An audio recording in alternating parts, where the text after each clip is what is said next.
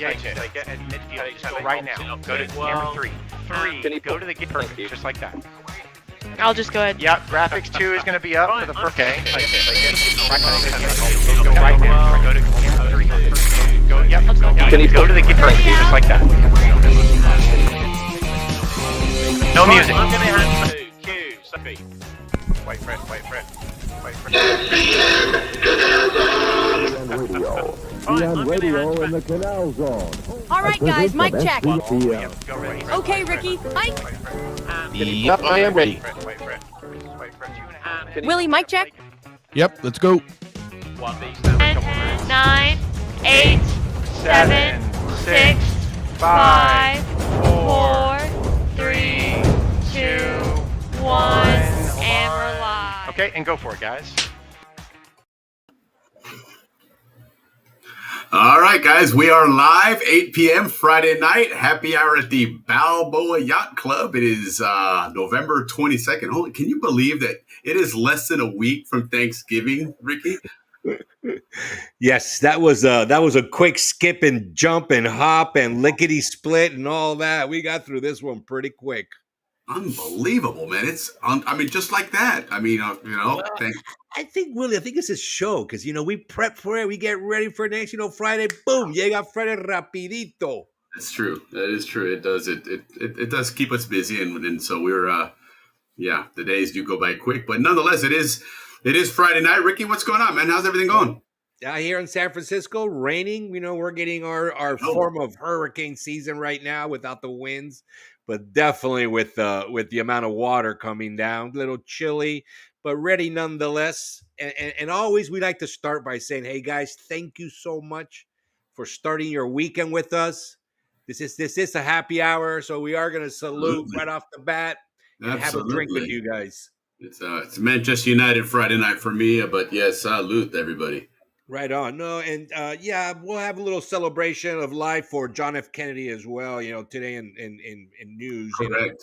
Yep, that is the anniversary. Yeah. Well, anyways, guys, Willie and I both born and raised in the Canal Zone. We are second generation, which is definitely not the OGs. But Willie, tonight we are going to talk about the OG Zonian, and we're talking about number one. So tonight, guys, stick with us, and we'll let you know who we think is the number one OG Zonian that ever existed. It's a good story. We have our historian, David. Yep, our historian, non-historian. You got to remember that. You get that title right. He's a historian, non-historian. Hey, Ruthie, how's it going? Happy Friday. Okay, Ruthie, man, good seeing you. Yep. So, yes, guys, thanks again. But, hey, listen, every Friday we want to bring you a little bit of our history, which we will tonight. We want to bring you a little bit of our way of life, how the Zonians were for the record. And we also like to update you guys with what's happening in the Zonian community, both in the United States and in Panama. Yeah. And guys, thanks again. Thanks again for starting your weekend with us. We're going to skip ahead and have our second toast. Yeah, might as well have another toast here. Start. And, absolutely. Thank you. And by the way, guys, being that next week is Black Friday and there's a lot of stuff going on, and we'll certainly be talking about it next week with all of our sponsors as well as tonight. But Ruthie MacArthur Kaufman, remember that's Balboa Trading Company. Go check them out because they got a lot of cool stuff. Ricky's got his, what do you call that, Ricky? Scoochie. It's a Scoochie, a Moochie, a Babuchi, or a koozie, as other people call it. But it's one of those. But it's something like that. If I ever remember that word, I'm going to lose some points, man. No, but salute anyway. But yeah, guys, you can get Scoochies, koozies, all that stuff over at Balboa Trading Company. They'll take care of Ruthie's good people, man. So give her some love there and check them out for sure. It's strange that on the 22nd of November, we're bringing on our historian, non-historian Dave Dahlstrom, because it should have happened weeks ago. And not sure what happened last week. We had a great show last week, don't get me wrong. And Alex is fantastic. And we probably could have had that show going for 3 hours. But Dave was actually in the studio. And for whatever reason, he says he couldn't see us on the studio. And we certainly couldn't see him either. So something, the wires got crossed there somewhere. Prior to that, there was some scheduling conflicts, but we tested it tonight. He is available, and he did jump in the studio a little while ago, so we know it's working. So we'll definitely get you that November episode or that November issue of. You guys paid for it, man. You're supposed to get all your history episodes out of this. So, Yeah. we're definitely gonna... what Willie? What era are we going to be covering tonight with David on the Well, history? he's going to talk about Aspinwall, which we later on became Cologne. Some people say it's a different area, but nonetheless, it's that same region. Is that Aspinwall area? He's also going to talk about Gatun, where Gatun came from. There was actually, you could almost say there was two Gatuns. And I'm sure Dave will cover that as well. But one of them was where they ended up building the big dam. And that dam actually, what we see above the water there and what you actually look at, that was the entire dam itself, is gigantic. I mean, the amount, it was, at the time, it was the largest earthen dam built in the world. It was absolutely massive. The top piece that you see, that concrete in the spillway area there, that's just a really, really small piece of that dam. It is a massive, massive dam that they had to do to create that, to create the Gatun Lake and everything. So yeah, and from the Zonians Atlantic Siders that we had on, it was like a big event when they opened up the gates. All the residents will go out there to go see that. Yeah, you think about the amount of water that they're putting out on that thing when they open it up. Yeah. So I hope that this would bring some more Gold Coasters on the show, and maybe we can get them on the podcast and talk a little bit about the Atlantic side Zonian world. Oh, for sure. I give them a hard time, but it's all in fun. Atlantic side is as big a part of. It's 49%. Balboa is 51%, of course, but nonetheless, it's a big part of the zone and big part of our history and our culture. And correct. And there's a lot of big names from the other side. There's a lot of big Zonian names, and and they were involved with a lot of the big activities that kept the Canal Zone running. Yeah, like the warehouse that we spoke of a couple of weeks back. Keeping us all fed and Well, and from what I've been learning while working on this documentary, the amount of equipment, because the majority of things were brought in for Panama, other than the rock from Corey Heights, which is, as we've learned from old pictures, is what gave Ancon Hill its face that we're used to seeing. But other than that, everything was really brought in from the United States for the most part, and some of it was brought from California. A lot of the lumber, the redwood, and stuff for building the houses, and certainly a lot of stuff there. But the bulk of it was brought from the East Coast, from New Orleans, from New York, and in the Caribbean, of course, the labor. So the Atlantic side and Cologne and Aspinwall, as Dave has just chimed in the chat, it played a big role in the beginnings of the canal. So it's going to be cool to learn that and see how it kind of progressed down from there and where that goes. And then he's got something really cool about somebody, and who is this person? Somebody important. We'll just leave it at that. It's but it should be really cool to learn about that story. And that's kind of in your neck of the woods, Ricky. And again, I don't want to leave any more clues, but that should be a lot of fun. So nonetheless, let's move on, because we do have a lot to cover tonight. We did miss quite a bit last week, and so one of them was the birthday. So our birthday list tonight's going to be gigantic. Hey, Lynn, how are you? Out on a weekend trip. We'll miss you guys this week. That's okay. Enjoy your trip. Safe travels. We're always going to be on YouTube anyway. Yeah, for sure. So, and in fact, don't forget that as you see on the screen there, subscribe to SEN Canal Zone on the YouTube channel. We really do need the subscriptions. That'll help the algorithm grow and spread us out for more Zonians.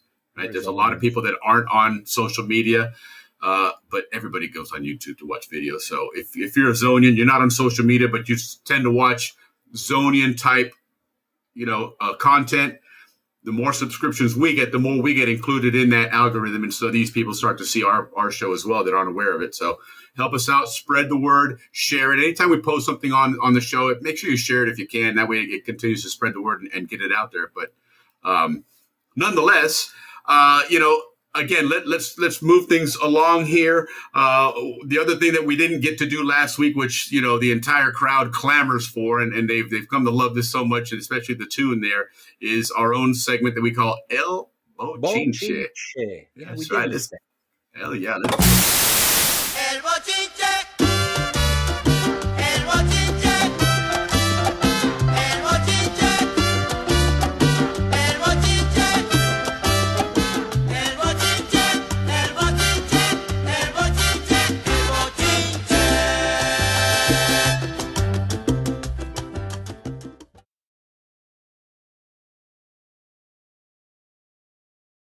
This should have been transitioning, but there you go. Here I am. Hello, everybody. Well, thank you for joining us in our quick version of El Bochinche, because we do have a guest. And guys, we're gonna go back to 1979, basically the last year of what we know as the Canal Zone, and what was really going on that final year. So we're gonna start January. What was happening that year? By the way, I was 15 years old, a 10th grader. It was one of the better years of my life, killing it on the Balboa Rams, killing it with Fast Lich baseball. Who'd you play for in Fast? Yeah, they had the prettiest girlfriend in the whole world, Veronica Huffman. I don't know if you guys remember her. She had the black hair and the light blue eyes. What a year, 1979. Well, guys, who did you play for on Fast, Ricky? The same team you did, the Macaws. Oh, nice. That's right. That's right. We did talk about that. That's right. Yeah, the Macaw. We did good by 13 and 15. Second place both times. We both years got beat by Palomas. Palomas always had the good teams. Yeah. So when I was there, it was Pumas were the other good team. And the good team. Palomas were out the champs. Well, anyways, that year, guys, as you guys remember, the Canal Zone was big on the Masons, right? We had that magical that majestic building on Balboa Avenue. Oh yeah, una pregunta. Sorry to interrupt, but I keep hearing like a background. I don't know if you're like on a speakerphone or something. You want me to speak? There we go. It's interesting. I don't know if you guys. Let me know if you guys in the chat. Throw in the chat if you're hearing like a reverb. It might just be me here, but I hear him almost like I'm watching it live on a phone or something. Got it. Well, let's keep going. Well, anyway, so the Grand Master. This guy is, Grand Masters on the top. This guy was the number 3 Grand Master of the Masons. Came to Panama in 1979. This guy's only behind the Grand Master of Ireland and England. So this is the big guy from Massachusetts. Came to visit the Canal Zone and all the stuff that the Masons did in the Canal Zone. I mean, those guys did do a lot. I don't know if you guys remember the parades. They always had the little mini bikes and all that. Yeah. Like a Shrine Boy had them. Yeah, the Shrine Boy, those guys. Well, they had they were greeted by our district Grand Master at the time was Mr. Thomas Peterson, which is Elaine Peterson's father. And it's a great story on Mr. Peterson. One of the things about Willie that we talk a lot about in the Canal Zone, which is our teachers. Our teachers were the best of the best of the best. Absolutely. Right? Well, 100%. Mr. Peterson's job was to go find them, recruit them, vet them, and bring them to the Canal Zone. Wow. So great job he did. Salute to him because we had some fantastic teachers. Yeah, salute to Mr. Peterson. Elaine's father, man, right on. And he's also won the Roosevelt Award. Wow. Well done. Yeah, he and Elaine's father is second generation. So Elaine's grandfather came to the Canal Zone. Okay. So right on Peterson's for your 4th generation Zonians. Because they had Zonian service. Elaine had kids in the Canal Zone as well. My nephew, Sid, and the rest of them. They're the best. Anyways, guys, we had the Grand Master in the Canal Zone that year. Also, we had a new Canal Marine Director appointed that year, and I'm bringing his name up because I grew up with his son, and that's Captain John Thurber. Came out of the Navy. Oh, yeah. Director, yes. Played football. Now, Willie, that kid was in 10th grade. The kid, my age. Right. But he was a 10th grader when I was a senior, and he started at linebacker. Yeah. The big boy. Kid, yeah. Yeah. Yeah, and he's also dating. So we keep an eye on him because he's also dating one of the royalty families of the Canal Zone. He's dating Monica Ray, as Alex's sister. So we think that's a great couple right there. See, he don't listen to anything. Salute to that couple because that is a good couple. Yeah, somebody in the chat put it in there because he can't hear me apparently. They're tan casados. Oh, they got married? Yeah. Right on. Yay. It's in his own world, man. It's incredible. Yeah. Well, I'm just not in their circle, but I do see them every once in a while. No, I only said it 3 times, but it's okay. Going on in the Canal Zone that was big in the Canal Zone. I like talking about it. I do almost every single Bochinche is the Canal Zone United Way production headed by Bruce Quinn. Really, these guys did, they did so much work, for charity and fun. I mean, these guys were heaven, directly from heaven. Angels from Sure. heaven. Well, that year they did The King and I. That was the big play of the Oh year. wow. Yeah, and it was a knockout like all their plays were, and the big leads for the two top roles were Adolfo Arias from Panama, who was one of their top actors of the time, Okay. and Irene Gordon, who played Anna. Now, listen to the lineup of all the Zonian kids we grew up with that were in that play: Kathy Kessel, Warren, Wow. Warren and Paul Gibbs, Roger O'Connor, Carrie Cotton, Coach Cotton's daughter, Yeah. Joyce Tucker, Professor Tucker's daughter, Yeah. our very own reporter, Bliss Morris, Eddie Wow. Cavazos, Carmen and Lisi Wong, and our very own good friend, Johnny Kramer. All those people were in that play, as well as other big Wow. ones, but I'm mentioning the ones, there's a Some of lot those people I more. never would have pinned as thespians. But yeah, but they were. I mean, that's amazing how so Right many on. of the Balboa High School students would go for these big plays and get the roles. Yeah, yeah, Well, yeah. right on to all you guys that were in that play. It was a Good for you guys. total Heck yeah. success. Our next story is one of these stories that I love to talk about because every time I see it, I laugh because I am from the reason why these stories were put out. Me and my buddies, and I'm sure Willie, you and your buddies as well. Well, the last one we had on was for the Christmas trees, right? How to tie your Christmas Right. so Yeah. that we wouldn't rummage through the trash and make a big mess. Well, this one is right before the summer's coming. The Canal Zone, the Spillway puts out an ad. Puts out an ad to inform us. Right. The Children Report. Now, this is dedicated. This report is for all because in the summer, all our parents go to work, and we didn't have any babysitters and this and that. We didn't grow up with that stuff. So this report was for the unsupervised children of the Canal Zone, aka all of us. Right. Yeah, no doubt.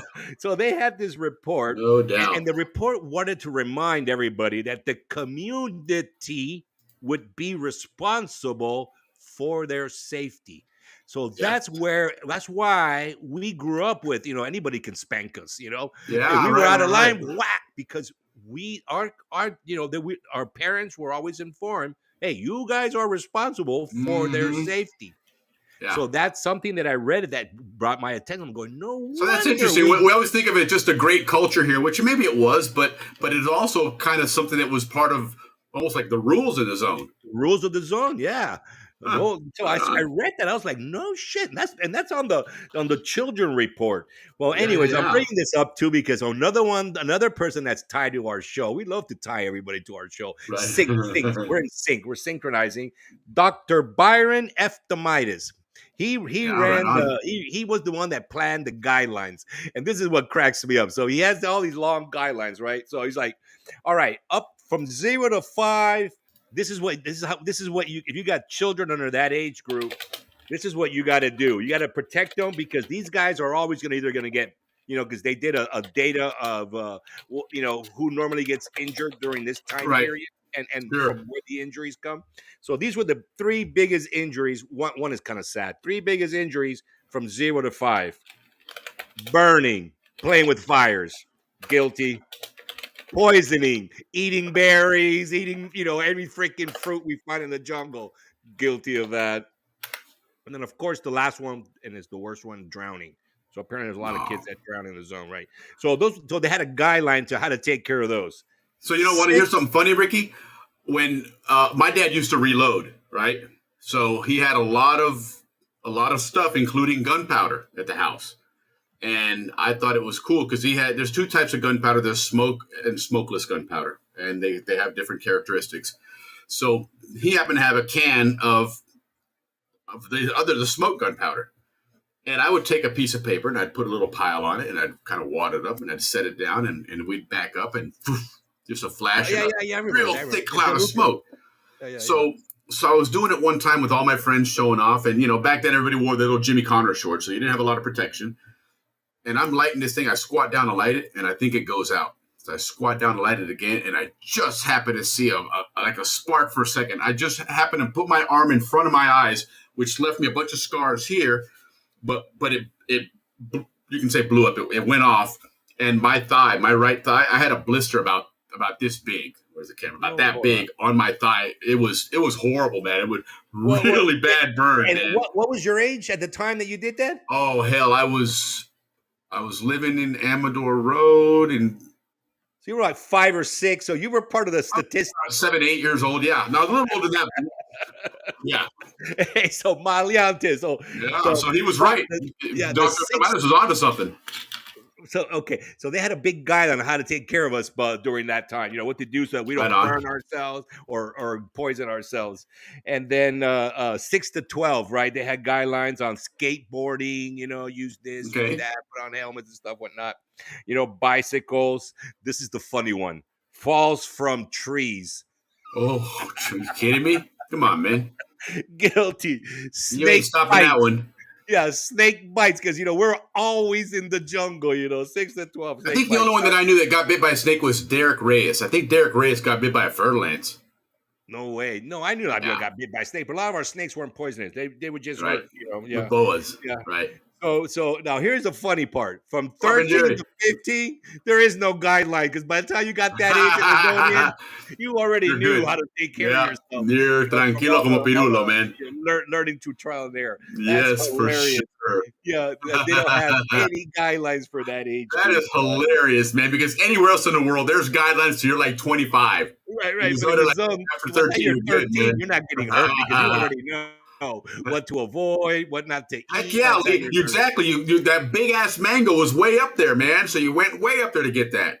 The star apple tree, same thing, man. Going up there, and the branches were like small, but you had to get that star apple because they were so delicious. Oh my behind God. the KC. I live so right behind the true, KC, man. And we had there was at least 5 or 6 trees behind the KC. We had one in our yard, so we were real jealous of who we allowed up in the tree. Man, we're like, no, remember the mango tree? You can remember the big mango tree in St. Mary's School, the one in the back. Heck yeah. That thing had no competition for the nutrients in the ground because the rest of it was all paved. It just had that one square for the tree. And that thing produced coconut fucking size. Yeah, they were giant, those mangoes, man. I think they call those papaya mangoes. I think they call those. I believe so. I believe you're right there because they were huge. And they were so sweet. You could spoon them out. Okay. Those things, yeah, man. They had weight to them. Well, anyway, go back to us. So anyway, guys, most of these guidelines were because there was a period before our summer program started, which normally started around June 18th through like the second week of August. And if you guys remember our summer programs, they were the best, man. Archery, bowling, yes, swimming, they were, dude. Basketball, battle ball, gymnastics. They were so much activity for us as kids that that's what kept us out of all this trouble of poisoning and jumping off trees and getting bit by snakes. Yeah, look at Dodge just put in the chat there. His stepmother got bit by a fur-lance, both feet, and then fell and got bit in the hand twice. Man, alive. Yeah, so we got got a week bit at by Gorgas. snakes. Zonians got bit by snakes all day long. Jeez. Yeah, you ain't a Zonian if you ain't been bit by a snake or chased by one at least. Because those fur-lances will chase you too. Those things, they don't mess around. They're very aggressive. Hey, Jerry Curtis. Mi hermano. Hey, guys, so wrapping up on this one, I'm going to go with a little bochinche what we're going to talk about tonight because I want to talk about this before we get into the history part, so we stay serious during the history part. But our boy Aspinwall, that we're going to talk about tonight, this guy's a legit American, right? He came over, Willie, on the Mayflower, right? Big-time American. He hung out with the Vanderbilts. His little sister married into the Roosevelt family. I bet you might be confusing some history there because unless the guy lived to be 200, he ain't hanging around with the Vanderbilts and came on the Mayflower.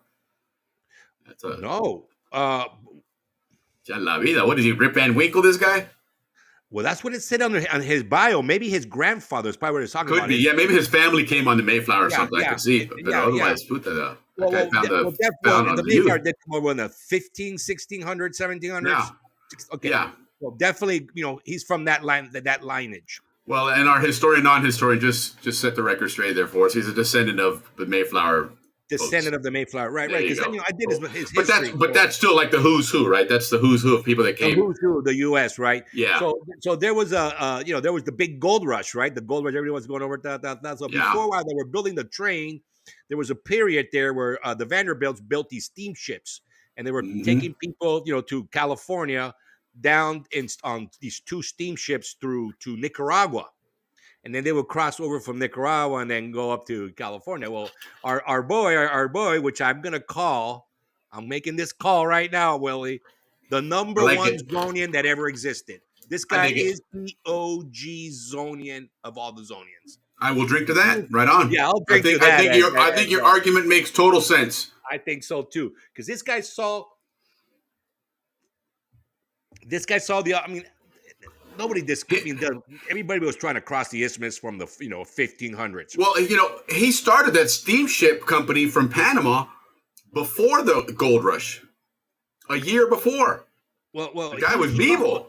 He's also known at the time to have the 3 fastest ships in the world. Yes, that is correct. Right? For all you ship people, the Anne McKean, the Rainbow, and the Sea Witch. Yep. So that's what he was known for as well. He had the fastest ships. So this guy is. Well, here's what's interesting for that. Back then, a lot of your cargo, you didn't have cooling mechanisms and stuff to preserve your cargo. And back then, tea was obviously something big, and there was a lack of quality in your tea if it stayed out, if it had been harvested too long. So those fast ships were absolute money makers because they would pay premium dollar to run their tea on those ships because they were haul assers, man. Yeah. So, but the whole thing happened by accident. So he sees that there's a possibility of building a railroad across and making some money. But of course, it took a long, long time. So while they were building the railroad, Willie, look, Bochinche, one of the steamships crashed or had a problem. And so the people who got off that were going to go through Nicaragua, so people who got off there and they told them, hey, we'll pay you whatever to get our luggage and our stuff through on the other side. And that's when he was like, bing, it was all based on that need. Of correct, that people needed to get their stuff across. Right. So then he started charging. By the time they built like half of the railroad, all the money he made from people, paying to go as far as the railroad went, and then the rest would be by donkey. Before you're halfway or 3/4 of the way, the fees that he was making on transferring goods almost paid for the project. Yeah. So this guy saw the demand, and he put in the railroad, and he got us through got us from New York to the gold rush area of San Francisco faster than anybody could at the time. I think the timing went down from like months before, when you had to go through the Oregon Trail, to, I believe it came down to like 40 days when you would go through Nicaragua. And then when our OG Zonian number 1 put in the railroad, it came down to 21 days to get to. Yeah. And the other problem with going across the U.S. was there's only certain times of the year you could do that. A lot of the U.S. was snowed in, and you certainly didn't have the interstate systems you have today. So there was times that you're absolutely not going to go. But here's something interesting. Back then in the 1850s, talk about money making on that railroad, $25 a one-way trip. Okay, $25. Let's say what is the value of $25 in 1855. Let's see what that is today, because that was a lot of money for people in 1855 to cross the isthmus. Freight was 10-15 cents a pound. Yeah, okay. Yeah. No. This guy was making bucks, man. He needs some flights. So cheers to our very first Zonian. I don't know if there's what were people paying? Check this out, Ricky. What were people paying to cross on the railroad in today's dollars to cross from the Atlantic to Pacific, or vice versa? Take a wild guess. Oh, we got to ask Alex Reyes on that one. I can tell you right now. No. I'm talking about in 1855, what today's value of that fare would be. Because it was $25. Oh, I think we did this like 3,600. Was it? We did it with Yes, we did it with Jason. $3,134. Isn't that incredible? That's Three the kind of thousand demand dollars. to Well, you remember cross. when Dave was on one time earlier? He mentioned that Ulysses S. Grant brought those troops over, and they were going to take the train. And then all of a sudden, the last minute, the train's like, "We ain't got room for you." Why? Because they're not turning down that kind of money. Yeah, You know, so they're like, "Sorry, y'all on your own. You got to walk. Sorry, those patas for you, man. Because yeah. You we guys are got some money military. You guys here." are trained for that. You know, so Well, yeah, that's amazing. Well, listen, that brings us to the final part of our bochinche is, so now we know that, from early people were crossing that trail. Right. Well, the Canal Zone, Willie, because Jerry, who's on with us tonight, his dad was big on this. They had a bottle club.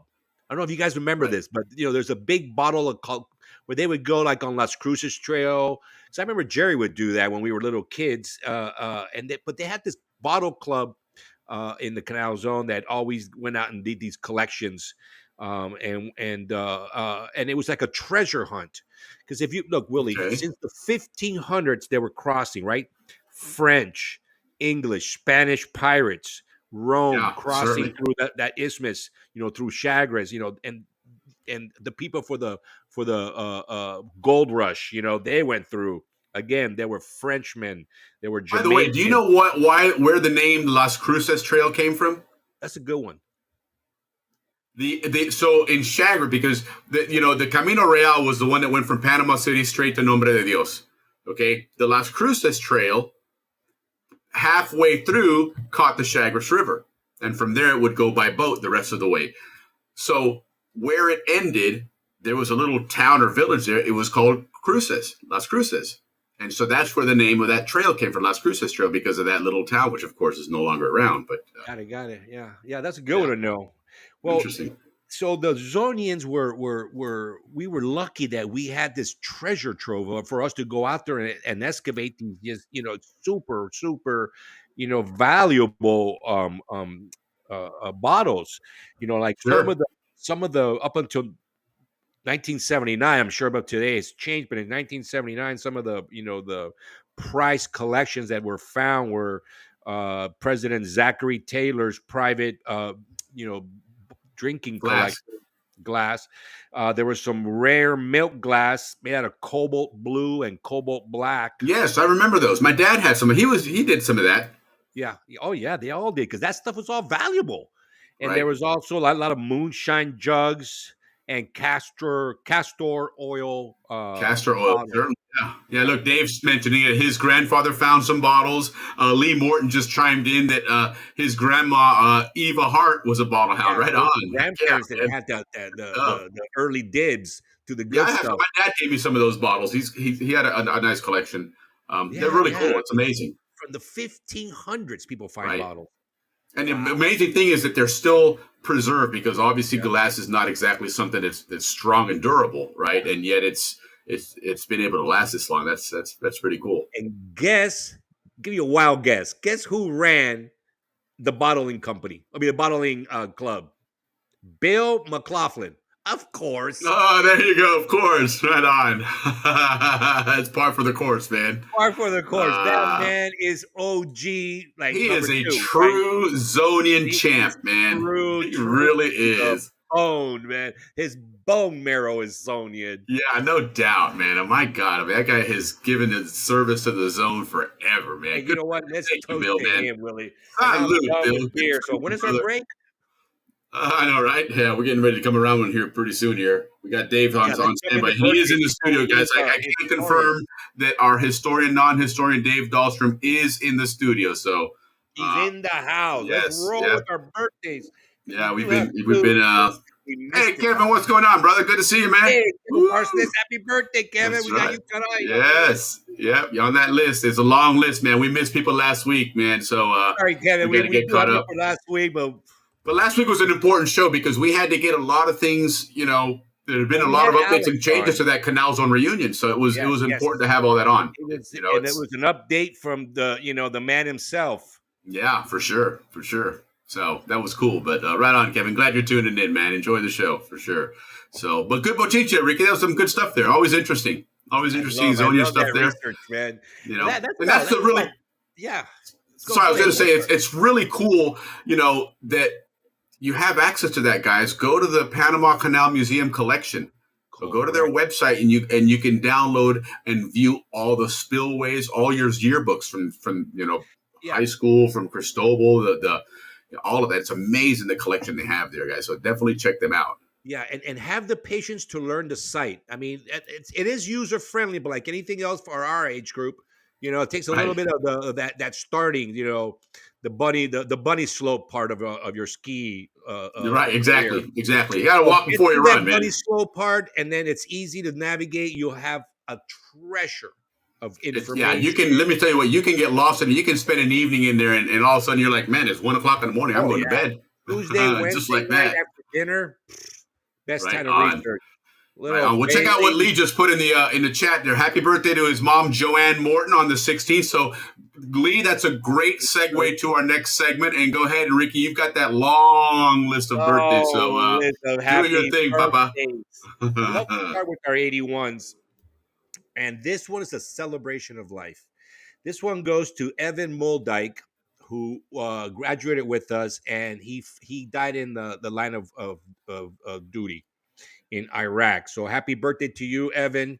Cheers to you, my friend. Thank you for your service. Salute. Yes, indeed. The ultimate sacrifice on behalf of our country. So thank you so much. One of our Los Rios boys.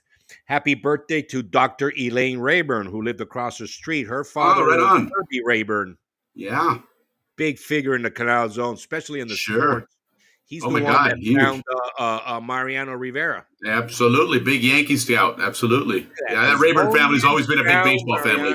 Rivera. I mean, the Zonians are everywhere, my friends. Yeah, right.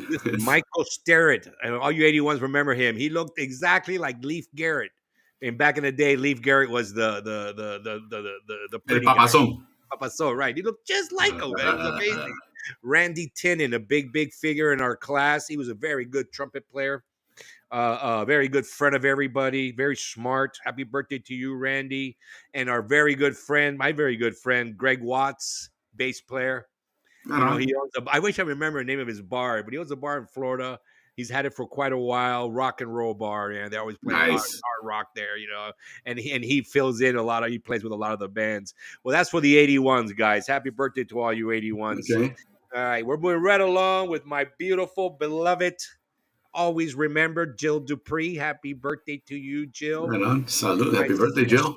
Because I only said it once before her birthday. I didn't get this happy birthday to her after, and I'm just covering all my bases. I don't want to get slapped upside the head for it. Happy birthday to Charlie Crawford. Paul Fiore, a big name in the Canal Zone. Yeah. You, Paul. Yeah, Herman Wilkinson. Yeah. Jim Brown. Right on. Erica Parup. Happy birthday to my sister. Dennis Cowes, one of the first kids I taught how to quarterback. Great kid to learn. Listen, followed, and I know he turned out to be quite a good quarterback. Thank you, Dennis, for letting me teach you how to be a quarterback. Nikki Fanning, happy birthday to the beautiful. Hey, Nicole, happy birthday. Yeah, Andrew Uphold, happy birthday, Andrew. Andrew Uphold. Yeah, I hope I say your last name correct. Hunter Tiblier, man, the Frenchies are on every week. Hey, Hunter. By the way, Hunter's got that place up in North Carolina. It's called Ceviches.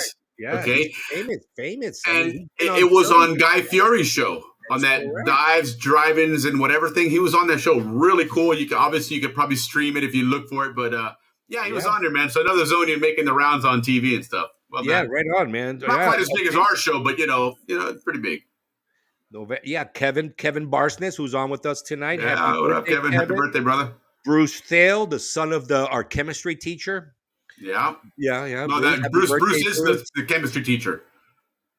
That was the chemistry teacher. Right on, Bruce. Hey, cheers to that. I follow in your father's footsteps. No. I'm saying Bruce Thale is the chemistry teacher. Oh, that's the father, not the son. Yes, correct. Even better. I think I got a B in this class. So right on, Mr. He's a great guy. Mr. Thale's a great guy. Yeah. Or was it a D and I just put that little bar in there? Right on. You wouldn't be the first. My dad, man, Ricky, man, look at all these B's right on, but why is the GPA so low? All these B's. Oh shit. Oh, don't worry about it. Don't pay attention to that. Yeah, nobody pays attention to that. The computer added it wrong. Yeah. David Larkin, good happy birthday to him. Happy birthday, brother. Yeah, John Smith, the Okay. big Mike Tuttle, good football player, good Ram. From the he was the son of one of the great Ram Coach Tuttle. Yeah. Jaime Masot, happy birthday to you. Yes. He's again he loves Canal Zone history, and he does a phenomenal job of Look him up, guys. Jaime Masot's got some amazing books on Amazon. Some of them I've used some pictures from his books. He's been very kind and gracious to let me use them. But just an absolute treasure trove of pictures that he has. It's amazing. Yeah. Yes, happy birthday to the beautiful Sherry Benninghoff, aka Willie's sister, little sister, my hermanita. La hermanita. Jesse Morris, happy birthday. Sean Bendy, Tracy Comey. Yep. Class of 87. Kitty Klaus, happy birthday. Yeah, that's Jaime Klaus's wife. Kitty's, Is she from the Atlantic side? Well, no, she's from Panama, but her and Jaime have been married forever. You know, she's right on. Jaime's he's a good Zonian. Yeah. Good Zonian. Janela Escala. Now that's the daughter of the policeman Escala. Yes. That's correct. That's Nancy and Mickey's sister. That's correct. Sheila McDaniel, happy birthday. Thanks, and to my friend in Jakarta, Vivian, happy birthday. She watches. Right on, Vivian. All right. Good morning, Vivian. Happy birthday. Yeah. That's it for our birthday segment. Wow, look at that. How about that? Listen, it was a long list, and sorry that we missed you guys last week. By the way, we are working on putting together a calendar, and we'll put up a QR code and share it so that, you know, unfortunately, the only birthdays that we get on here are the ones that I pull off of Facebook. But if you're not if we're not friends on Facebook, I don't see it. I don't get notified of it. So it is kind of limited. So anybody else that has a birthday and you know, we'll share that QR code, share it with your friends and stuff. Everybody can go in there and throw their you know, on their birthday. So then we can pull those up and just, you know, it might end up being a 20-minute segment, but it's cool to always celebrate Zonia's birthday. So right on. We love it. We do. Yeah, we do. And so of course we definitely no happy birthday celebration isn't a real Panamanian or Zonian happy birthday celebration with our own Murga happy birthday song, which again was graciously donated to us by our non-historian Dave Dahlstrom. So here it is. Happy birthday to you guys, man.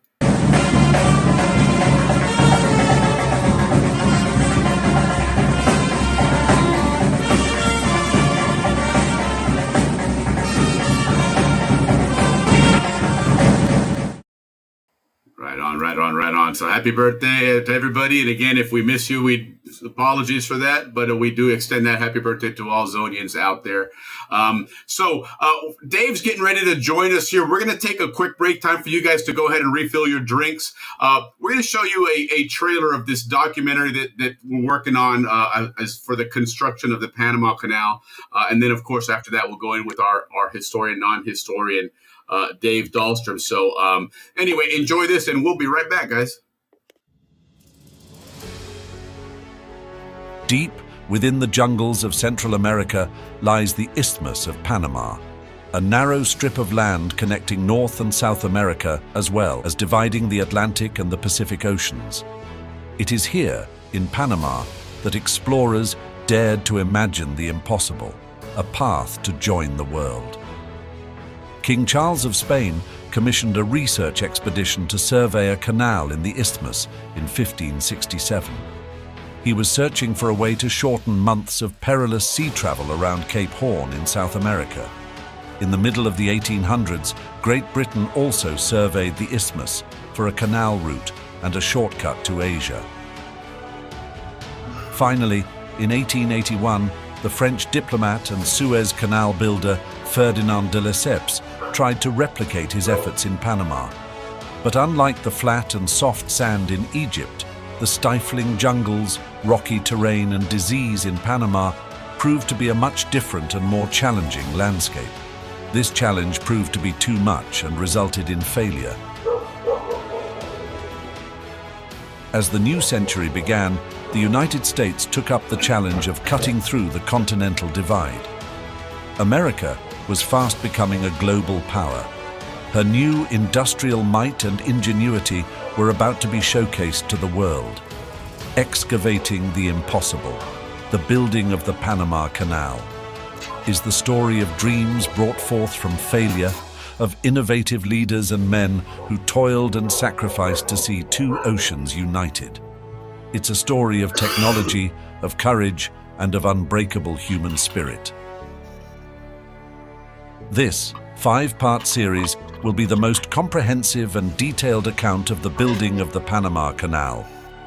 We'll begin with a journey back 4 centuries to the Spanish Empire and their colonial aspirations, followed by British attempts in the 19th century, and finally culminating with the failed French attempt at the end of the 1800s. Part 2, we'll enter a new century and see the emergence of America and Teddy Roosevelt, with a bold and ambitious plan for a canal where others said it couldn't be done. We'll learn about the early plans, the logistics, the companies and people involved. In Part 3, we'll learn about early hurdles, poor decisions and setbacks that almost doomed the American endeavor. And we'll see how America changed direction and overcame the early stumbling blocks and turned failure into progress. Part 4 will cover the incredible project of surveying, excavating, damming and building of the world's most important waterway, all while engaged in a relentless fight against disease, weather and terrain.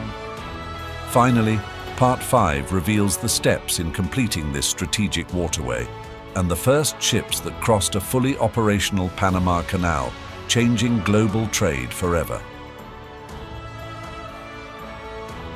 This is the most complete and researched authoring of the construction of the 8th wonder of the world. This is a comprehensive story behind one of the greatest engineering marvels in human history, excavating the impossible, the building of the Panama Canal.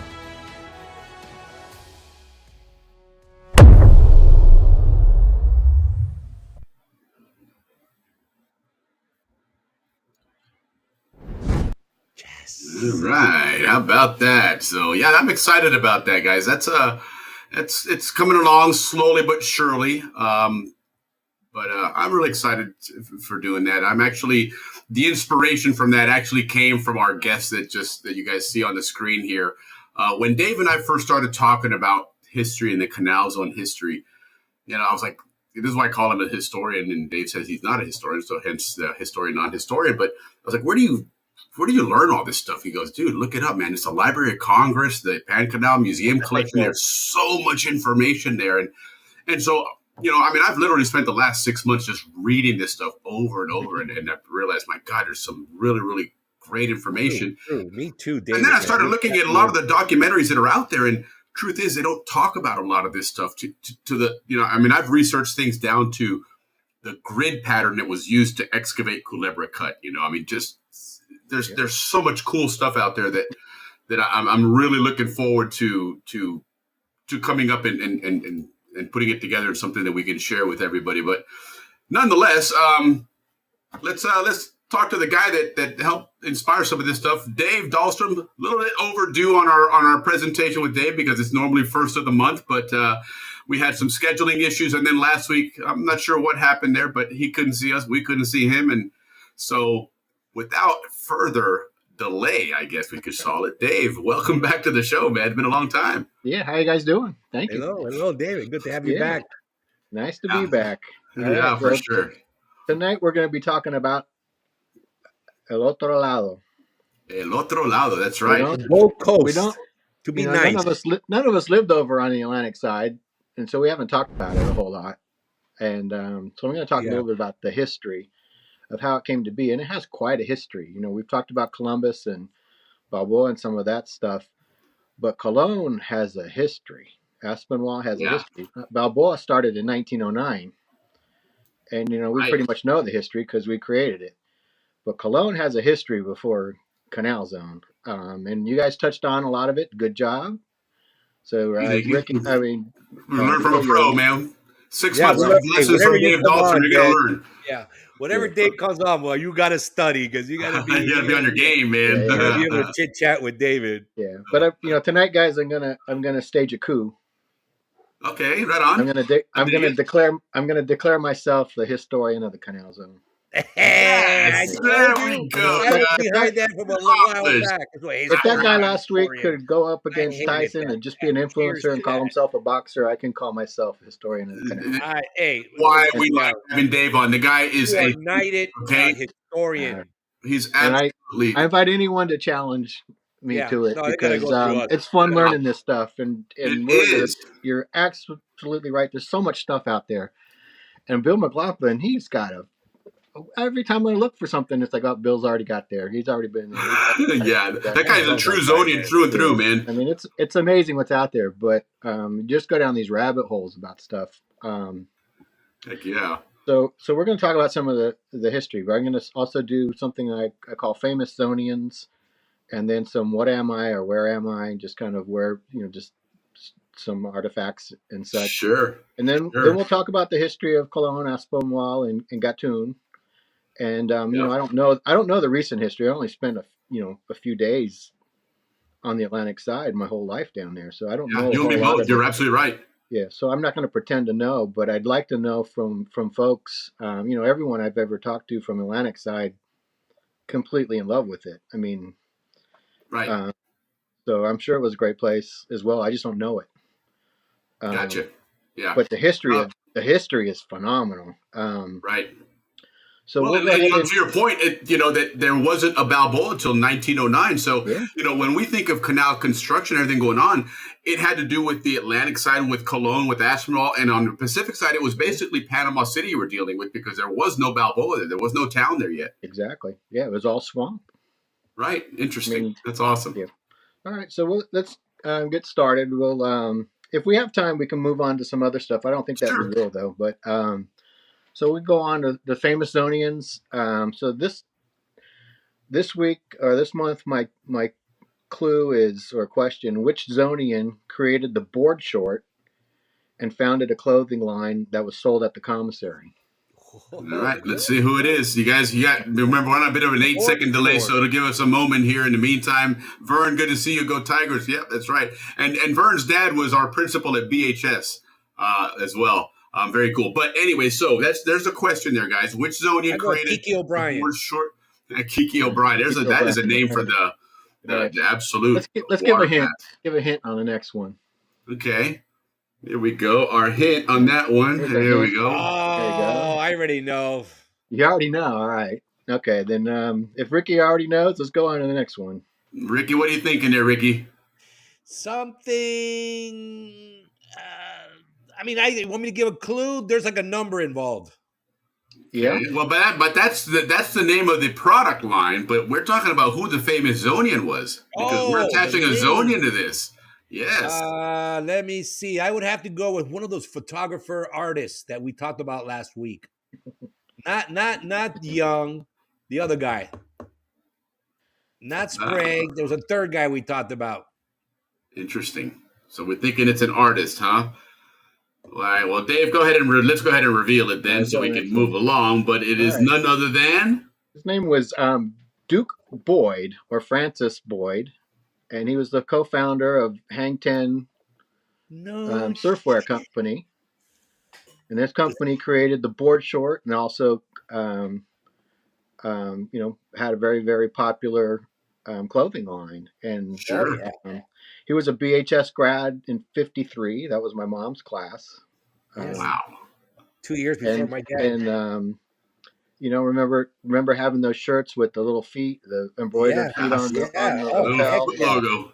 I had no idea that guy. And our hush puppies, that was the look. Yeah. And here we're running around wearing those, and we didn't realize that there was didn't know it. Yeah, I had no idea, but I liked wearing them. I mean, they were cool. It's all the commissary sold, right? I mean, yeah. A penguin shirt and the penguin shirt. That's so true. That, and remember the flip flops with the colored stripes in the middle of them. Yeah, those were favorites. Yes, those came later.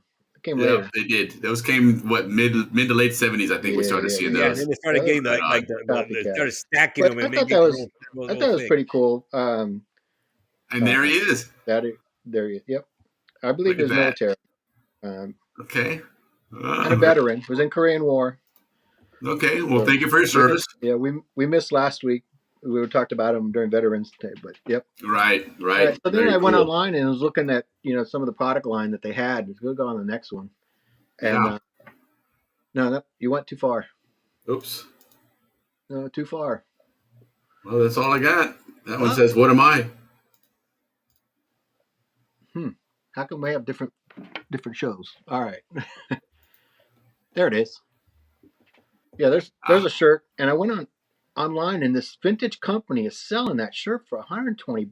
God bless. I'm like, holy crap! I must have gave mine to my younger brother or something like that. Right. Yes. Or wore until you couldn't be worn anymore. Yeah, but I remember. I think I only had 10 shirts or something like that. I probably wore it once a week. God.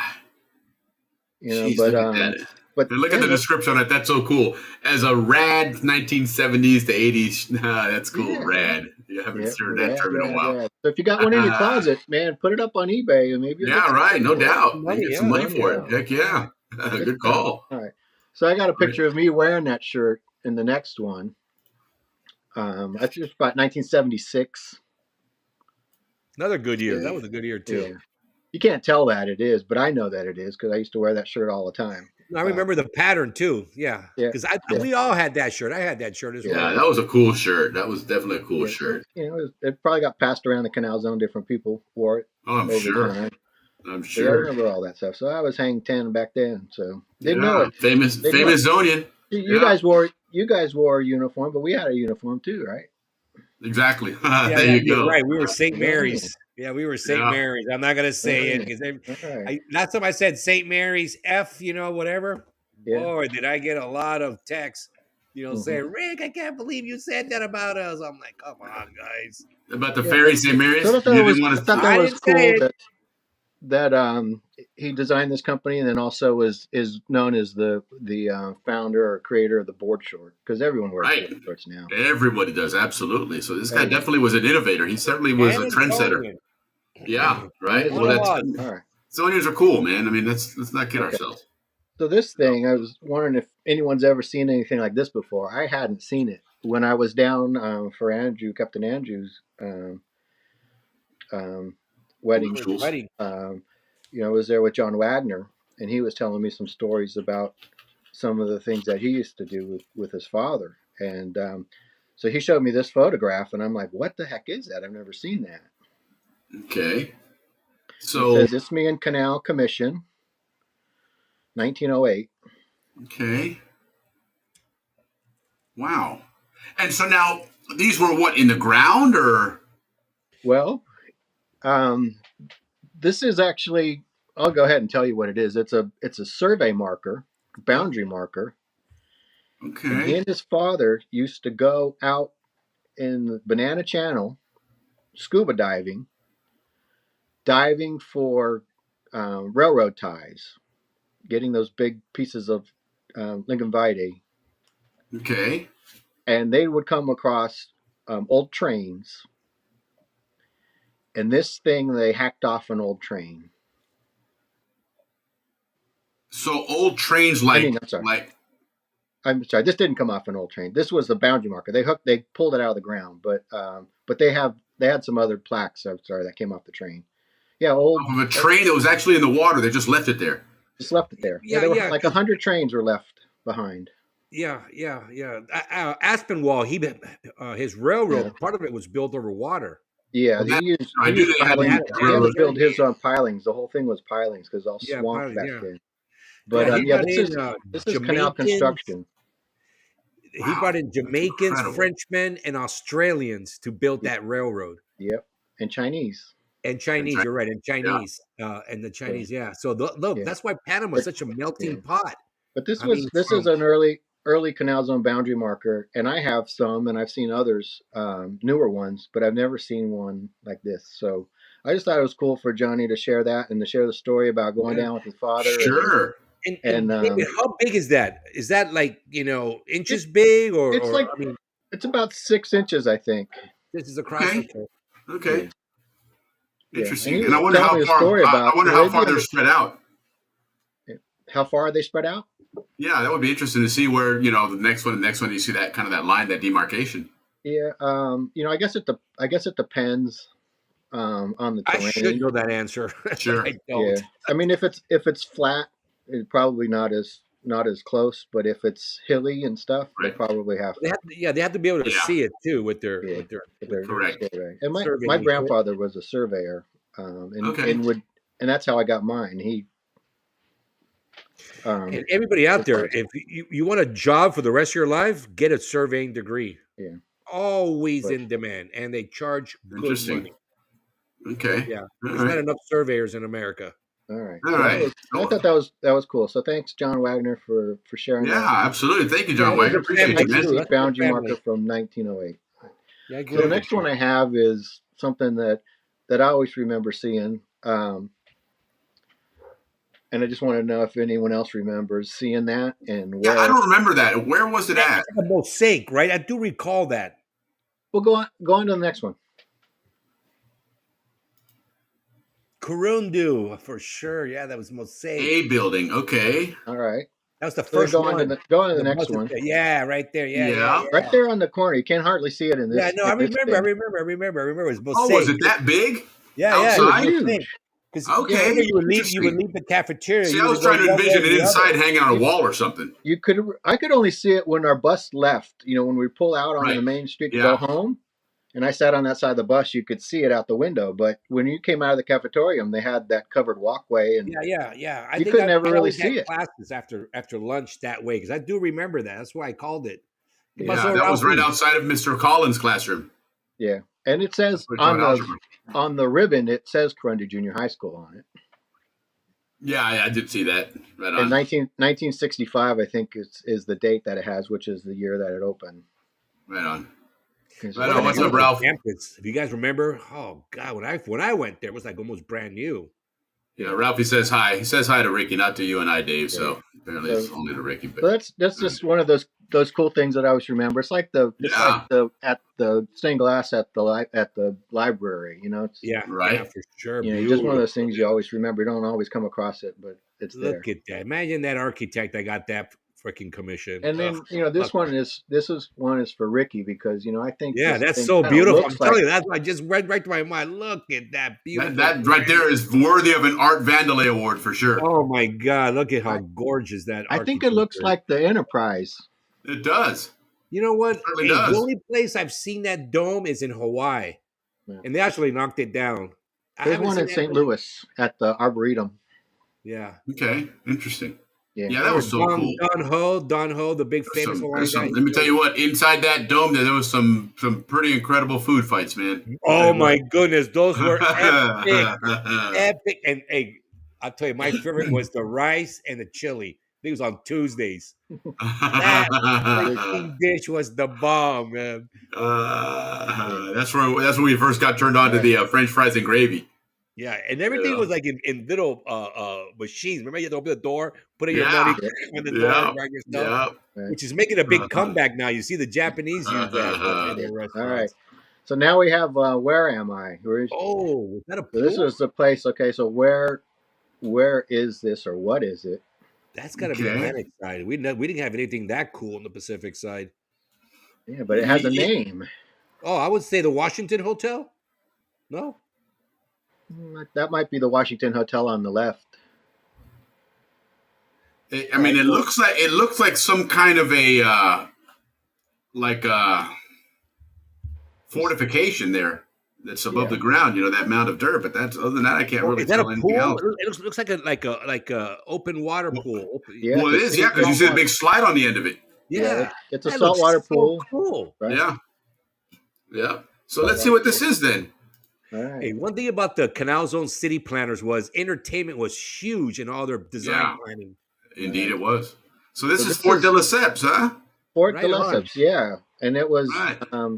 right there at the end of Manzanillo Island or Cologne. And I think that Okay. is the Washington Hotel. And it was a saltwater seawater pool. Cool. And I've seen some pictures of it. I think Linda Jaime. Smith has posted some of her grandmother. Yes, she did. That's They right. were an old American family prior to Canal. Isn't that amazing? I think they had a hardware store. Wow, that's incredible, But man. this was Fort de Lesseps, and it was a battery, just like on the Pacific side, Fort Amador. There was a battery. It was right Oh, right on. Yeah. the officers' club. Actually, Andrew and I lived in houses that were built on top of the battery, and so this was Huh. protecting the entrance to the canal. And it was U.S. military right there in Cologne. And so that's where, when you start looking at these boundaries about where the canal zone is and was, this would have been canal zone, and right across the Correct. street would have been Cologne. And we talked about the Cologne statue last time, and they had to move Yeah. it. It was at Sure. the train Several times. station, and then they had to move it because was it in the canal zone or in Panama and all that type of stuff. Yeah, And, that's right. so the line was kind of blurred because obviously Cologne City is within 5 miles of the canal. Yeah. So for it would have sure. been within that 5 mile zone, but it wasn't part of the canal zone. They had to survey, and same with Panama City, Yeah, same with Panama figure out City. what part of it wasn't in the canal zone, and then Yeah. a lot of like Paitilla and stuff didn't get reverted back to Panama until the 50s. Correct. That's So, interesting. And there's Yvonne. Hey, Yvonne, how's it going? Yvonne, she's a cartographer, I believe, if I'm saying correctly, if that's what She you do. does But maps? she's in the map. Oh yeah, big time. She's actually helping out with this documentary. She's helping me to create that pre-construction world. Acha, And Willie. so let's it's go to the really next one. cool Let's stuff, go to the man. next slide. Dale. Next one. Dale. All right, so this one is an aerial. Yes, there And you so go. you can kind of see where Fort de Lesseps was right on the Right on. the Top corner. left. Oh yeah, you got it circled. Circled it right. Yeah, right next to the Hotel Washington. So that's the Washington in there. So let me And then- ask you, Dave, that strip of land there, you see where it says Cristobal, you're going up along the waterfront there. Yeah. Does Cristobal extend all the way out to the end there, or does it stop where those piers are? It stops where the piers are. Okay, and then the rest of that is all Cologne. Yeah. Okay, cool. Interesting. Right on. Yeah, I mean, I guess we'd have to find an old map that showed the actual boundary, but when you look at it, the piers were part of the canal zone. Then Right. Fort de Lesseps was part of the canal zone. That got decommissioned, so I imagine that went back to Panama. I don't know. Sure. At I would think some so. point it did. And then when you go look to the right, you can see all the buildings which are free zone. Oh yeah. And that's a lot of fill. If you look at the old maps and stuff, that's called the Fox Correct. River. So I think Yes. all that has been filled in. It has. You're right. And, It absolutely has. so There was a this lot that filled in on the Atlantic side as well. Yeah. I was thinking the So this- Pacific side, but Atlantic did as well. Right. So what we're looking at, back in the day was known as Manzanillo Island, and basically it was a mangrove swamp. Very cool. And Very we'll get into that as we move along. And you should chat with Yvonne, Dave, because she's doing some of that right now, overlaying those maps and stuff to find those boundaries. Because it really, especially, everything changed and the canal zone continued to grow and progress probably until I would say probably the late 60s is when it kind of stopped growing, I would think. All right, so let's go to the next one. All right, what do we got here? That's So just it's a another street- map it's of a it. street map, but it's basically Okay. showing where Fort de Lesseps was, Right. and it's called Colonel Shaler Street. But then Yeah. Front Street is one that when we see a lot of the images that I'll show you later, it's where the railroad tracks paralleled Front Street, and all the buildings fronted Okay. on Front Street on one side.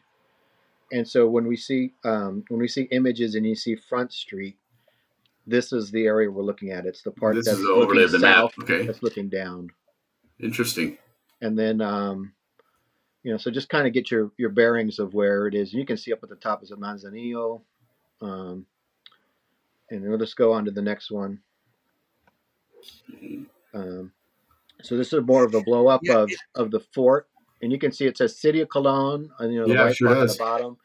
And then it has in the legend the officers' quarters. There's barracks. There's Oh, yeah, look at that. guardhouse. There's an oil Yeah, 'cause house, those a tennis houses house, a are tennis real court.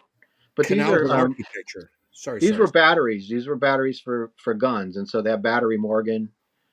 I wonder who Correct. that's named after, if it's All right. Henry Morgan. Henry Morgan or not. But Might as well, because he's certainly one that attacked Panama a lot. Yeah. So it was a it was a working military base, and basically they manned the guns at the fort. This Harbor is World War defense. II, right? World War II and before, right? Before, right? Yeah, probably when the Yeah, canal World War opening One to and World Two. War II.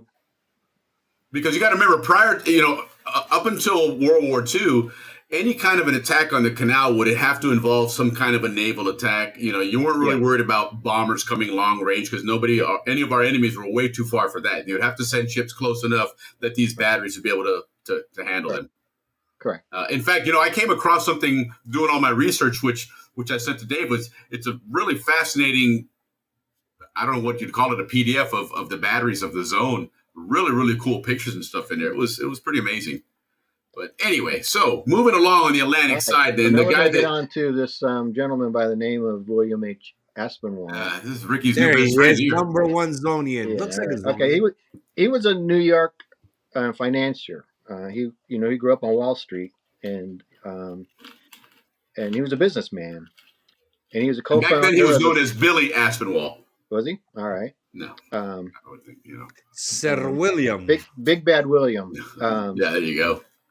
So he was co-founder of the Panama Railroad, and he also was the founder of the Pacific Mail Steamship Company. And he founded that steamship company in 1845, and it was a contract that he got with the U.S. government. How about that? Primarily, Oregon Territory had just become acquired. U.S. was acquiring land to the west. Right. This was pre Gold Rush, pre Pony Express, pre a lot of stuff. Right. And so there was no transcontinental railroad going across. No, none of that stuff. And it took like Ricky was saying, like 60 days to go around the Horn to get every bit of it. Yeah. So this was to serve. This was a contract the U.S. government was looking to serve the Oregon Territory from Panama. They'd have steamers to go to Panama, and this was go to Panama to Oregon. And this one wasn't the most lucrative of the contracts because Oregon, there wasn't much in Oregon. But he acquired it, and the steamships were subsidized because they were built to be converted into military ships if they needed a military ship. Oh, interesting. So they were, well built. Probably had, big engines so they could move fast. Almost a Navy reserve. Carry a lot of people, but it's also to carry the mail over there and back. Also to bring gold and other stuff back. Because you'd had to transport all that. So everything had to go basically by boat. It's amazing the priority the United States has given to mail from day one. The mail delivery has been something that's been from the beginnings of our government. The mail has been front and center, man. It's always been prioritized. That's pretty cool. So he ordered the first steamship on the West Coast, and it was called the California. And that boat arrived. The first time it arrived in California was in February of 1849.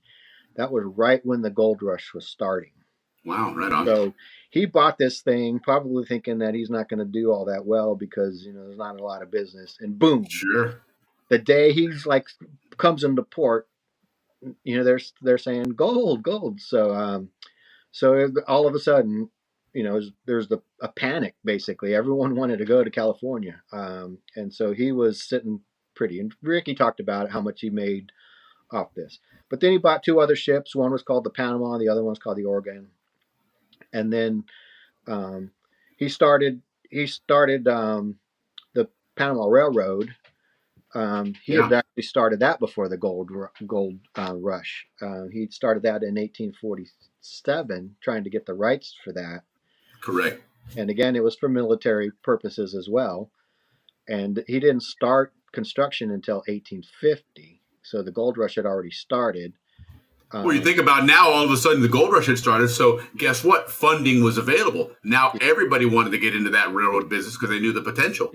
Well, yeah, he invested $1 million to build this railroad across the isthmus, actually to Cruces. You talked about Cruces on the Chagres River, and He thought it would cost $1 million. It cost him $8 million. $1 million got him to Gatun. And that took him $8 2 million years. got you in the door. You weren't in the club yet. It took him 2 years, and it's the same issues: the rain, the disease, the swamp, all that stuff. But he brought in, he had some competitors too, because Cornelius Vanderbilt, he was operating steamboats in Nicaragua across the lake, and Nicaragua was a very popular spot for the U.S. They were going to build the canal there as well, do that same route. Sure. And we never really think about all this other stuff that was there. And so Nicaragua was always ahead of Panama in a lot of ways. Yeah. So except when it counted, it just except at when that it last counted. stretch. Right, exactly right. It's not over till it's over. That's But it. Ricky mentioned that. Still trying though. Yeah, but Ricky mentioned that Aspinwall had he was a shipping magnate, and he owned the 3 fastest ships in the world, and the Sea Witch was the fastest. And it Nice. sailed from like Hong Kong to the U.S. in like 77 days, which was like Unheard of. And it was like the fastest time. What I was reading, it said until like 2013. I mean, it was Wow. and it probably because it was by sail or steam, probably not a diesel boat, But Sure. But by having a ship that went to Hong Kong and stuff, he brought 1,000 Chinese over to build the railroad, and there were some issues, with that. They, just like anything. And he brought Irish, he brought Europeans, and he brought Australians. But for the most part, he used Jamaicans to build the railroad, just because it was a lot easier to get it, so much local. And he needed 12,000. I think he needed 40,000 workers, and 12,000 of them died. I mean, it's a pretty high rate of death there. It's twice as many as the U.S. Twice as many as the U.S. lost when it constructed the canal. And apparently the French didn't learn that lesson either. Less than the French lost, but so he had he was building a railroad. He got it to Gatun about 1852, and about that time there were 2 ships called the Georgia and the Philadelphia, and there was a storm, and typically the ships were letting off passengers at the mouth of the Chagres River, and they would take a boat to Cruces. But the water was so treacherous, the ships couldn't land there, or they couldn't disembark passengers. So they came over into Manzanillo Bay. They also called Navy Bay. Aspinwall, and they disembarked there. And then at that time, the railroad was completed for 7 miles, and that was a benefit. People could get there to Cruces faster by just getting on the train. It could take you a couple hours to get there. Sure. And so all of a sudden, they went from disembarking on the mouth of the Chagres River to disembarking in Cologne, Aspinwall, and so that became a port. And then it started increasing in value and stuff. But the reason. So prior to that, then Fort San Lorenzo was probably one of and Portobello were the main areas. There wasn't anything called Cologne at the time. And Cologne. Yeah, Cologne was kind of spotty. I'll show you some images of what I found back then, and it was a swamp. They have all types of wretched names for it, but Manzanillo means little apple. Mm-hmm. And the island was filled with macanil trees, or they call it macanil in like Jamaica and Barbados. But those trees, they grow about 40 feet tall, and they're poisonous. If you stand under them and it rains, the sap gets on your skin and it burns your skin. You can eat the apples, but they make your stomach upset. And of course, they have snakes and alligators, and there's no tide. So any disposing of sewage wasn't efficient, Right. and it Sure. smelled really bad, and so it had its issues. And the reason why Aspinwall had to put his train station there is because he had some competition. There was a man by the name of George Law, and George Law owned the U.S. Mail Steamship Company, and so he was Okay. a competitor. And he saw that the Panama Railroad was going to be very profitable, and he wanted some of that. He wanted be part of that company. So he bought up all the land rights between Chagres and Nombre de Dios, and Huh. the only place he didn't pick up was Manzanillo Island because it was so awful. It's a shithole. Yeah, and so that's why Aspinwall ended up putting his station there, is because it's the only place he could Right. Only get land left. access to. So Interesting. yeah. So, but George Law had two partners, and one of his partners' names was George Totten. And George Totten was a railroader, and he built the Northeast Corridor, so from New York to D.C. And I'm doing Okay. some work. I'm doing some work on that corridor here in Maryland right now. Nice. And then the other guy's name was Bowers McIlvaine. And I haven't done any research on that, but I know that there's a Zonian name with McIlvaine. Yeah, there sure So is. Yeah, the redheads. They were redheaded. I'm wondering if that's a descendant. He's a football player. There, right there. Yep. But those two guys, McIlvaine and Totten, they had built a canal in Colombia a couple years earlier, a 73-mile long canal. Basically, they dredged a river. There was an inland town, city, and they needed access. Ships was how you got things, moved Sure. around. So I haven't done a whole lot of study, but it looks like they dredged this river to get the ships to be able to pass up to that area. And one of the financiers of that was Napoleon III. And we talked about the statue of Columbus last time, and how the wife of Napoleon III donated the statue. Correct. And I kept on saying, why the heck would this woman donate this statue there? And it was kind of like some payback to this guy, George Law and Bowers McIlvaine and George Totten, for the work that they did. So they were there in Panama, and that's kind of how it ended up being. Sure. So interesting. It's interesting when you start reading these connections. So right. So that's why Aspinwall is on Manzanillo Island, is because he got the least desirable area in there. And then of course, when let's go to the next slide. Let me hang on. Let me look at my notes. Make sure I got it. On C, Willie. Oh. So that it's asking about what the colors of Cristobal High School are. No. The next one is the monument of Aspinwall. There it is. Yeah, but I forgot the mail. So this monument's in Cologne, and it says Aspinwall on one side, and then it has Totten and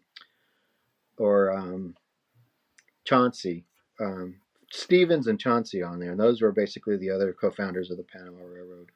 Okay. So if you're ever there, that's what that means, and that's who these folks are. But that's the last of it. But Aspinwall only came to Panama one time. Isn't that interesting? He came in November, or he came in about 1855. Basically, it was the first time he'd been on one of his steamships, and then he took the railroad over and then went to San Francisco. I did read a letter that his daughters had written on their trip, and they were the ones that were there November 18th and 19th. I'd like to think they traveled together, but it doesn't say that they did. But they were basically there overnight. They got off the boat, they got put on a train, and they came over the Pacific side, got on another boat, and left. It was a transit point. Yeah. So they were there for like 48 hours or less. But that was good news, because people before, it was taking days and stuff to cross. Absolutely. But one of the things that I found out about Aspinwall is that, as Ricky mentioned, um, he has a family history, long line of American history. His he's a descendant of someone that was on the Winthrop fleet. I don't know if you guys know the Winthrop fleet, but it was a ship. It was 9 ships that left Boston, England, and came to America in 1630. Okay. And they founded the Massachusetts Bay Colony. Bay Colony. Okay, yeah, I'm familiar with that. And one of the co-governors of that is one of my great grandfathers. So wow, they must have known each other. And then later on, amazing. In my notes, I have where another great grandfather that I have also lived in Boston, purchased some land from Aspinwall, and they went to the same church. Wow, look at that. And so I looked it up way back when, and I found out that this guy was like the 4th great grandson of that Aspinwall. So he's a descendant of that. And then one of his great grandfathers wrote the Mayflower Compact. You probably read about that in school. Yeah, of course. And then it's like another grandfather married one of the Roosevelt daughters, and so that's not Teddy Roosevelt; it's the other Roosevelt, Franklin. FDR. Right. So, and the other thing is that he founded the SPCA. Oh, right. Wow, look at that. Yeah. So he must have seen some like stray dogs in Cologne and said, "I gotta do something about this." Hell yeah. You know, the Canal Zone had laws. You couldn't hurt animals in the Canal Zone. They had laws against that. Yeah. But here it is. Here's a town we don't ever call it Aspinwall. I don't know that I ever heard about Aspinwall when I was living in the Canal Zone. No, definitely not. But I've heard of the SPCA. We probably had TV commercials on. Sure. Hey, Chris. And he's a founder. So just one of those things. That's amazing. What a great history. What a great family history you have, Puerto Rico for the SPCA. So I'm familiar with them. All right. So go on the next one. The next one, Will, it's a little map. Yeah. All right. There we go. So on the top, it says island. That is Manzanillo Island. Yep. And then, of course, it's surrounded, we call it Bay of Limon, but it also was known as Navy Bay, the area around that. Okay. I don't know. I have maps in here that show it as Navy Bay as well. And then off to the left, you can see San Lorenzo Castle, Chagres River on the left side. Right. And then down below, you have the proposed canal of the French, the Chagres River on the left. And then right in between the Chagres River and the proposed canal route, this is French, is a little round circle called Gatun. Little something there. Oh yeah, I see that. That's called Old Gatun.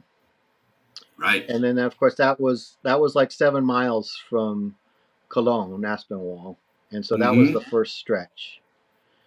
I just wanted to give you kind of a lay of the land, how it was before, and then some of the other images that we'll see. Right on. Okay. And then you have a question on the screen there. What are the school colors? The next one is what are the school colors of Cristobal High School? Yeah, we already got one answer in the board there. One. I can't see the board. I'm sorry. Blue and gold. Yeah, no, you're good. You're good. Blue and gold. Gold? Next. All right, let's see. Next.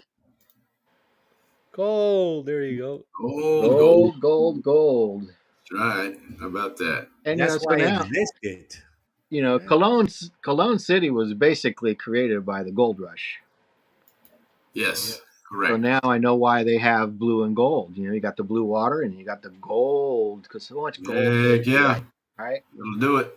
I don't know if that's true or not, but makes for a good story. It's a good story. Sure does. Good I like story. it. You'll never forget the colors now. Yeah, I'm good with it. All right. So 1849, gold discovered at Sutter's Mill, and I mean, people went frickin' bonkers. Heck yeah. I mean, they were rabid. You read these stories. Oh my God. Sold Oh my everything. God. Pack it up. We're moving. On speculation. Speculation. So, Mr. Aspinwall, he had bought this steamship line. It was up and running, and he was starting his railroad. Nice. And, And Chris Jeffries is mentioning that Shorty and Slim song 6 and 8 mentions Aspinwall. Okay, I'll have to listen to that song. all right. Right on. So let's go on to the next one. And just, Fort San Lorenzo, basically, Will, as you were saying, at the mouth of the Chagres River.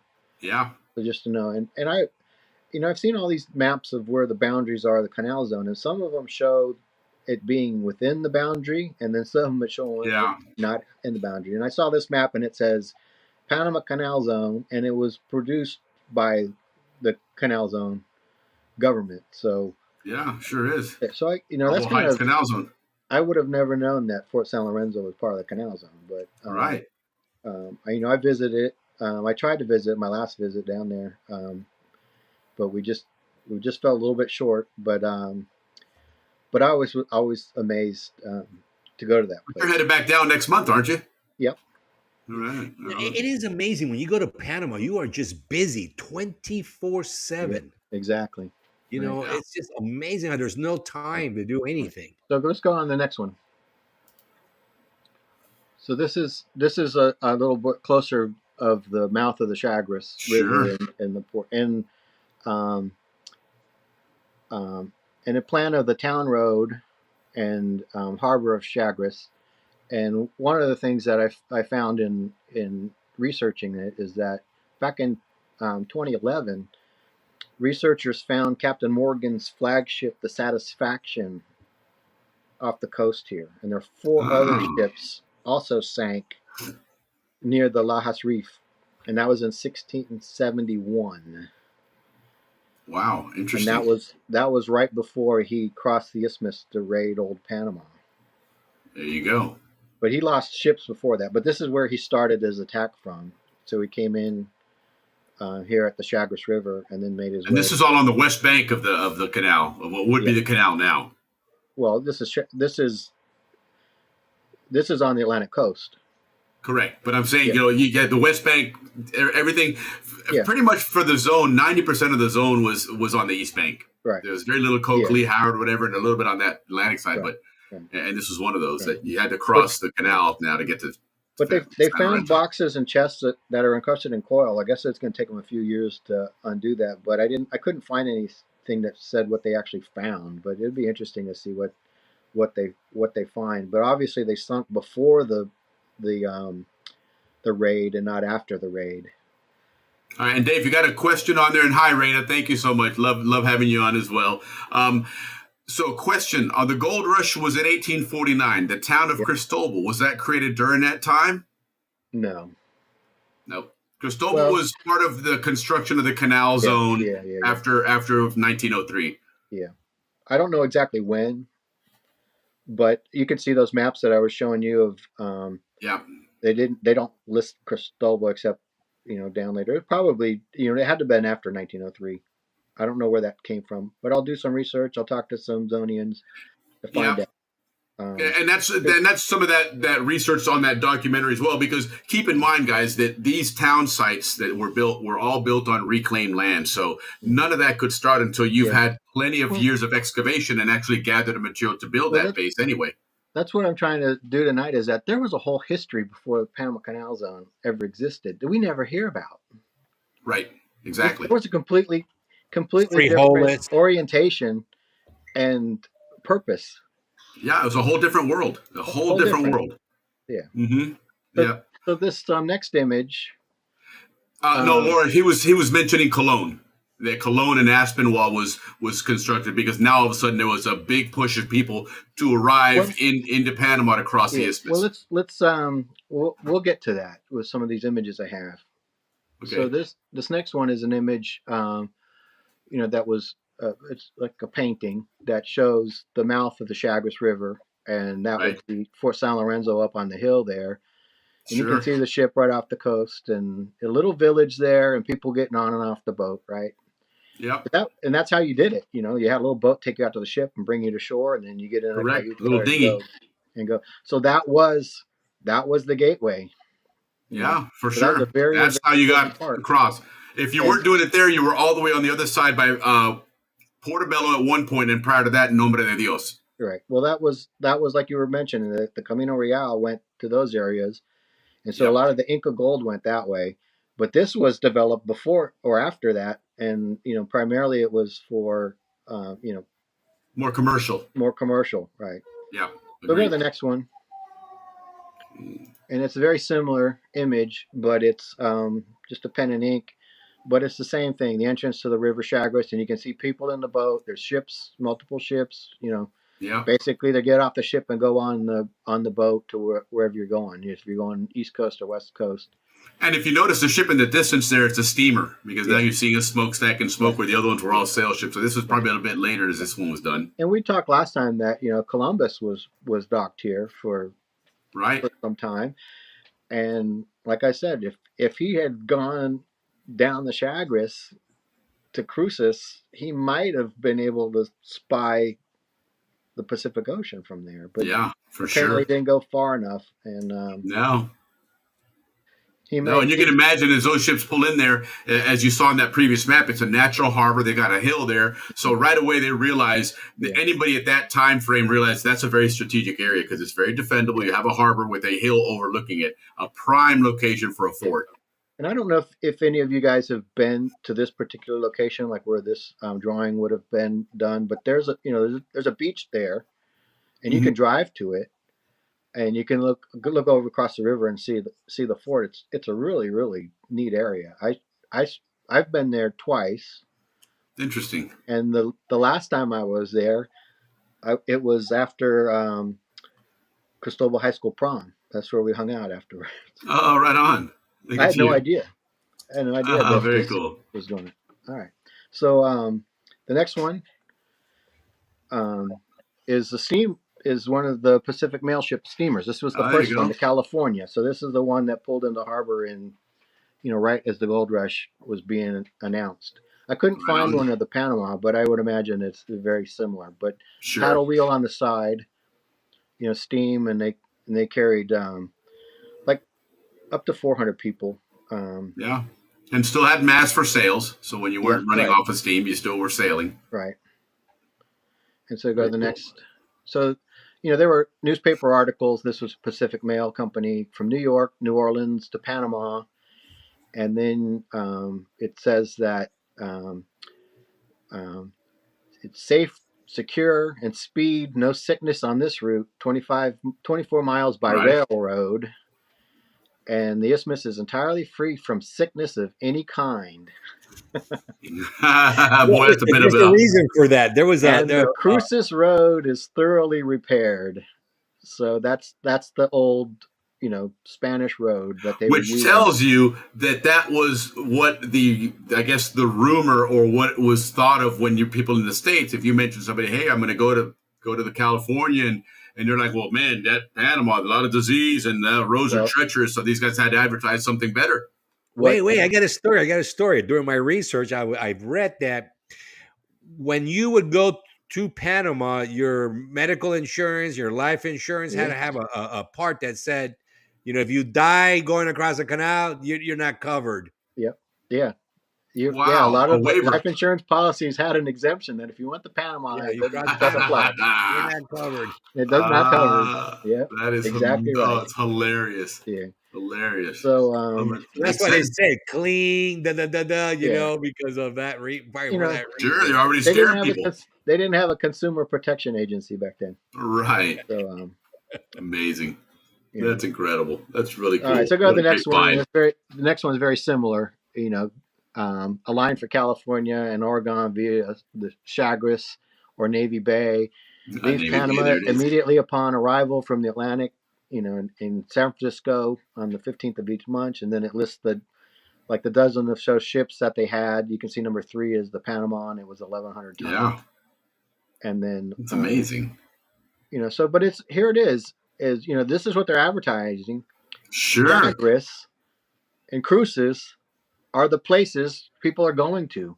We don't even know what Right. those are. They knew about it up there in the States, and we didn't know about it here when we were living there. We were living a few miles away. Right. And had So those no people idea. that went bottle hunting, you know, Chagres and Cruces and the trail, and there were thousands and thousands of people passing through that stuff. And you know they're Sure. just tossing it after they've used it.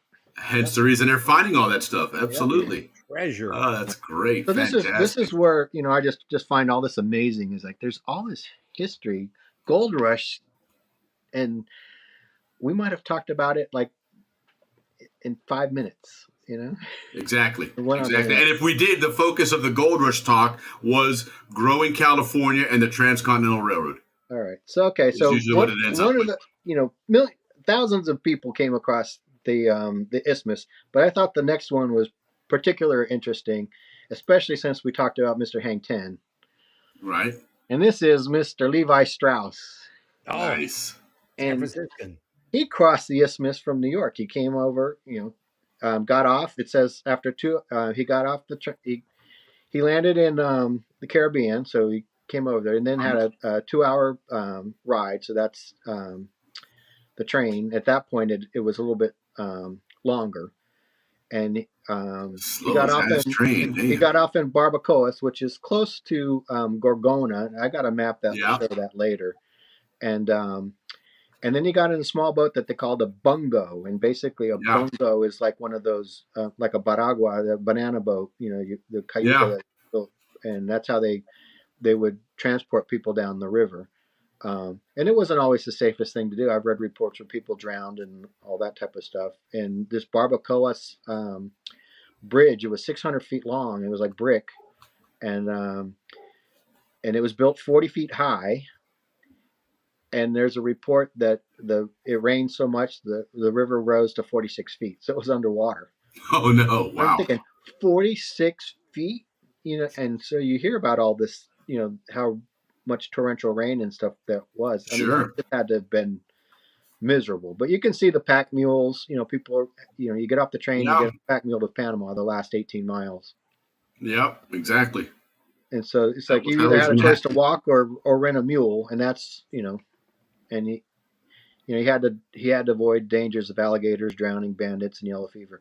And I got to tell you, I read so many reports about bandits and thievery and people getting ripped off, and I mean of thousands of dollars because they carried with them and stuff.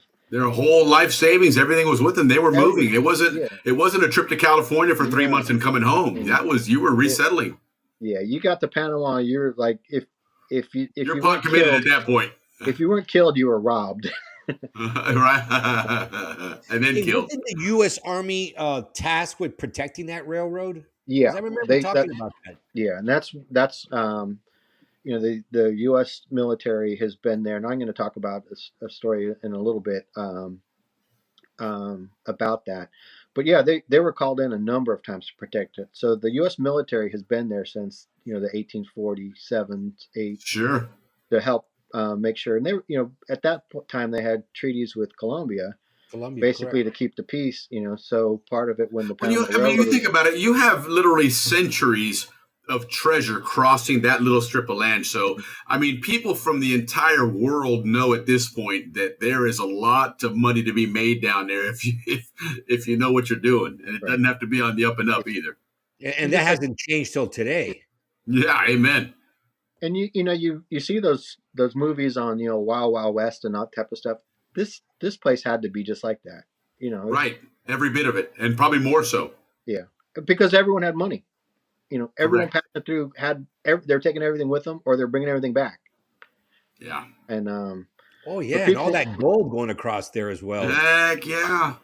Yeah, because the other option is to cross the United States, which was back then was considered Indian territory. It really wasn't a pleasant thing to do. Couldn't really do it. No, heck no. The first 2 years there was $60 million worth of gold went across the railroad. By 1869, $750 million worth of gold crossed. Unbelievable. Not to mention all the gold that had crossed over from the Inca Empire. Correct. You know, they found a ship, a sunken ship,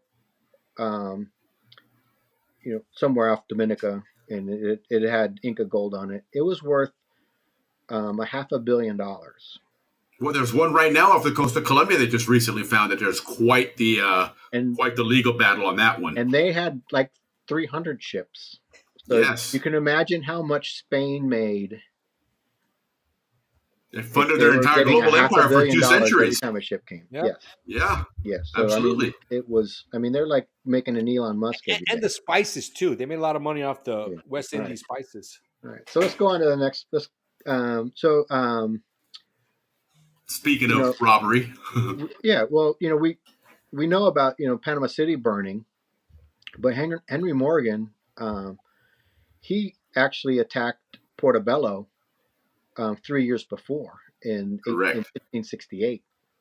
Yeah, a lot of people assume when they think of Henry Morgan and attacking Panama City was that he was coming along the Pacific Ocean. He wasn't. He came in through the Caribbean and crossed Panama and set up his raid over there. It was right. Everything about him was Atlantic cider. Ships over. How did they do the ships?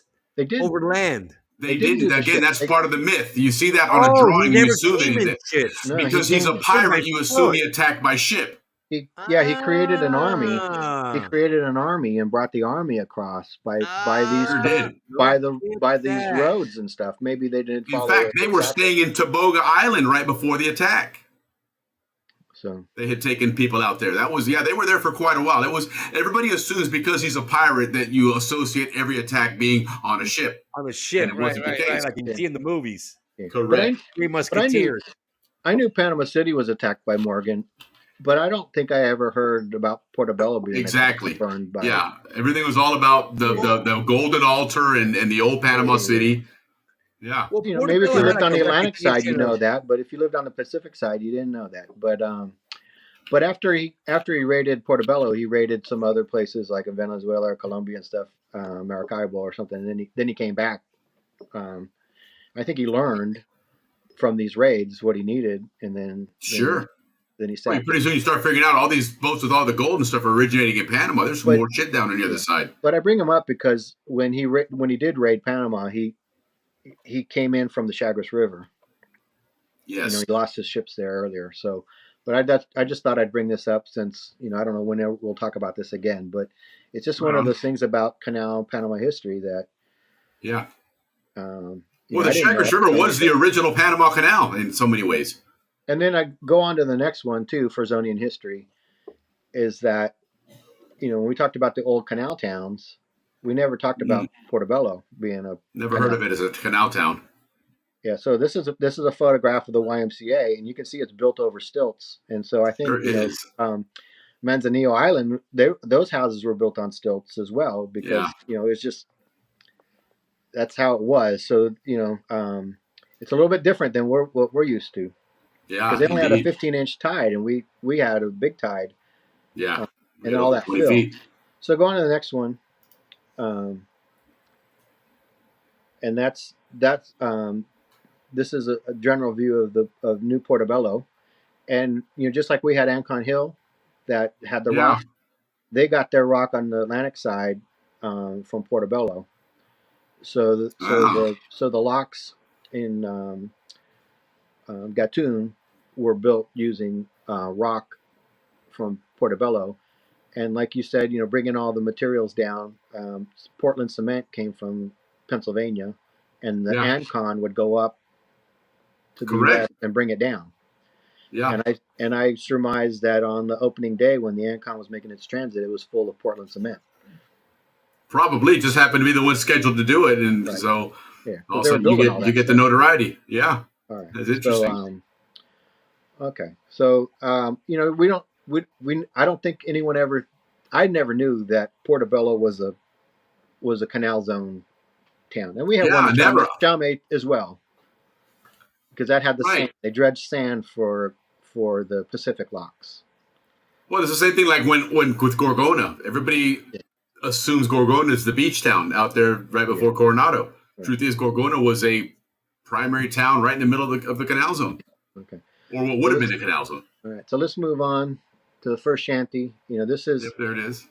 This was in a magazine called Harper's Bazaar, and this is a romanticized picture. But you can see that the little shed is up on stilts, and it almost looks like the man might be wading in water and stuff. And it's it's a jungle, and so it really wasn't like much of a place in 1850 when this started. They not had a to place build you move your everything up. family to. Even the railroad tracks had to be built. They had to put pilings in the ground and build. Yeah. And you can read where the men that were constructing it had to be in like waist or chest high water. Sure. With They're snakes walking around and in alligators swamps and the all whole that time. stuff. And God, yeah, that'd be awful. right. And then go on the next one. And this one also about that time. It says Aspinwall, Republic of New Granada on it. And, so in 1857, and I got this off ColoneCity.com website. They have a lot of good stuff on there. But from 1838 to 1858, Panama or Colombia was known as New Granada. Correct. And then in 1855, they created the Estado Panama and Estado Colombia. So they had two states, and it was a country or Republic of New Granada. So when you see this 1857, it doesn't say Panama, it says New Granada. State of Panama. Right. So when the Panama Railroad was negotiated, they had a contract, a treaty. It was with New Granada. Right. But we all say Colombia. Because it came to be. So then on the next one, I have a sketch, and this says a view of Aspinwall, New Granada. So I know it's before 1858 because that's when New Granada ended. And you can see there now it's it's cleared. You can notice to the right of the picture that palm tree, and then you see a couple of men getting in. A bungo, I guess that's called a bungo, right? Yeah, right. And maybe the Hotel Washington prior are those two buildings, and then the other buildings to the right on the coast would be where Fort de Lesseps is. But interesting. And then the port in the back, the wharfs in the port. And so there was some town there, but it's not like what we see. No, it's a village basically. Yeah. So go on to the next one. And this one is also pre-1858 because it's called New Granada. Yeah, sure. But you can see the ships in the harbor, and this would be along Front Street. The ships that are. So you're literally getting off the ship, and 100 yards later, you're on a ship on a railroad. Right. Exactly. Yeah. Very convenient. So that's what it was. I mean, and it looks like some of these old Western towns that we see. The next one as well is a little bit more refined. Yeah. And this is 1865, and you can see that the train engine is not the original. So this is a second version. The railroad house and stuff like that. So I mean, it was starting to take shape. It looked like a real place. Yeah, it's starting to. You can see it's starting to grow and become something of not just a transient little village. 1865, and this is, I think, 1865 is when Aspinwall died. Okay. So he was, but he actually left the company, Pacific Mail Ship Company, in like 1857. So okay, so retired for a little bit. All right, so now going on. About that time too is when the Panamanians started calling this area Otro Lado. Okay, because it started getting prominence now, right? The Panama City was... There's a place. Yeah. There was no place before. You could see what Chagres River was. I mean, it was just a drop-off point. And then, but now you're getting to town. But you can see the sewers are in the street. It's not paved. It's muddy. Right. They talk about the stench and all that stuff and dead bodies in the street and prostitutes. And, it was just, they call it a pest hole. What else do they call it? They called it,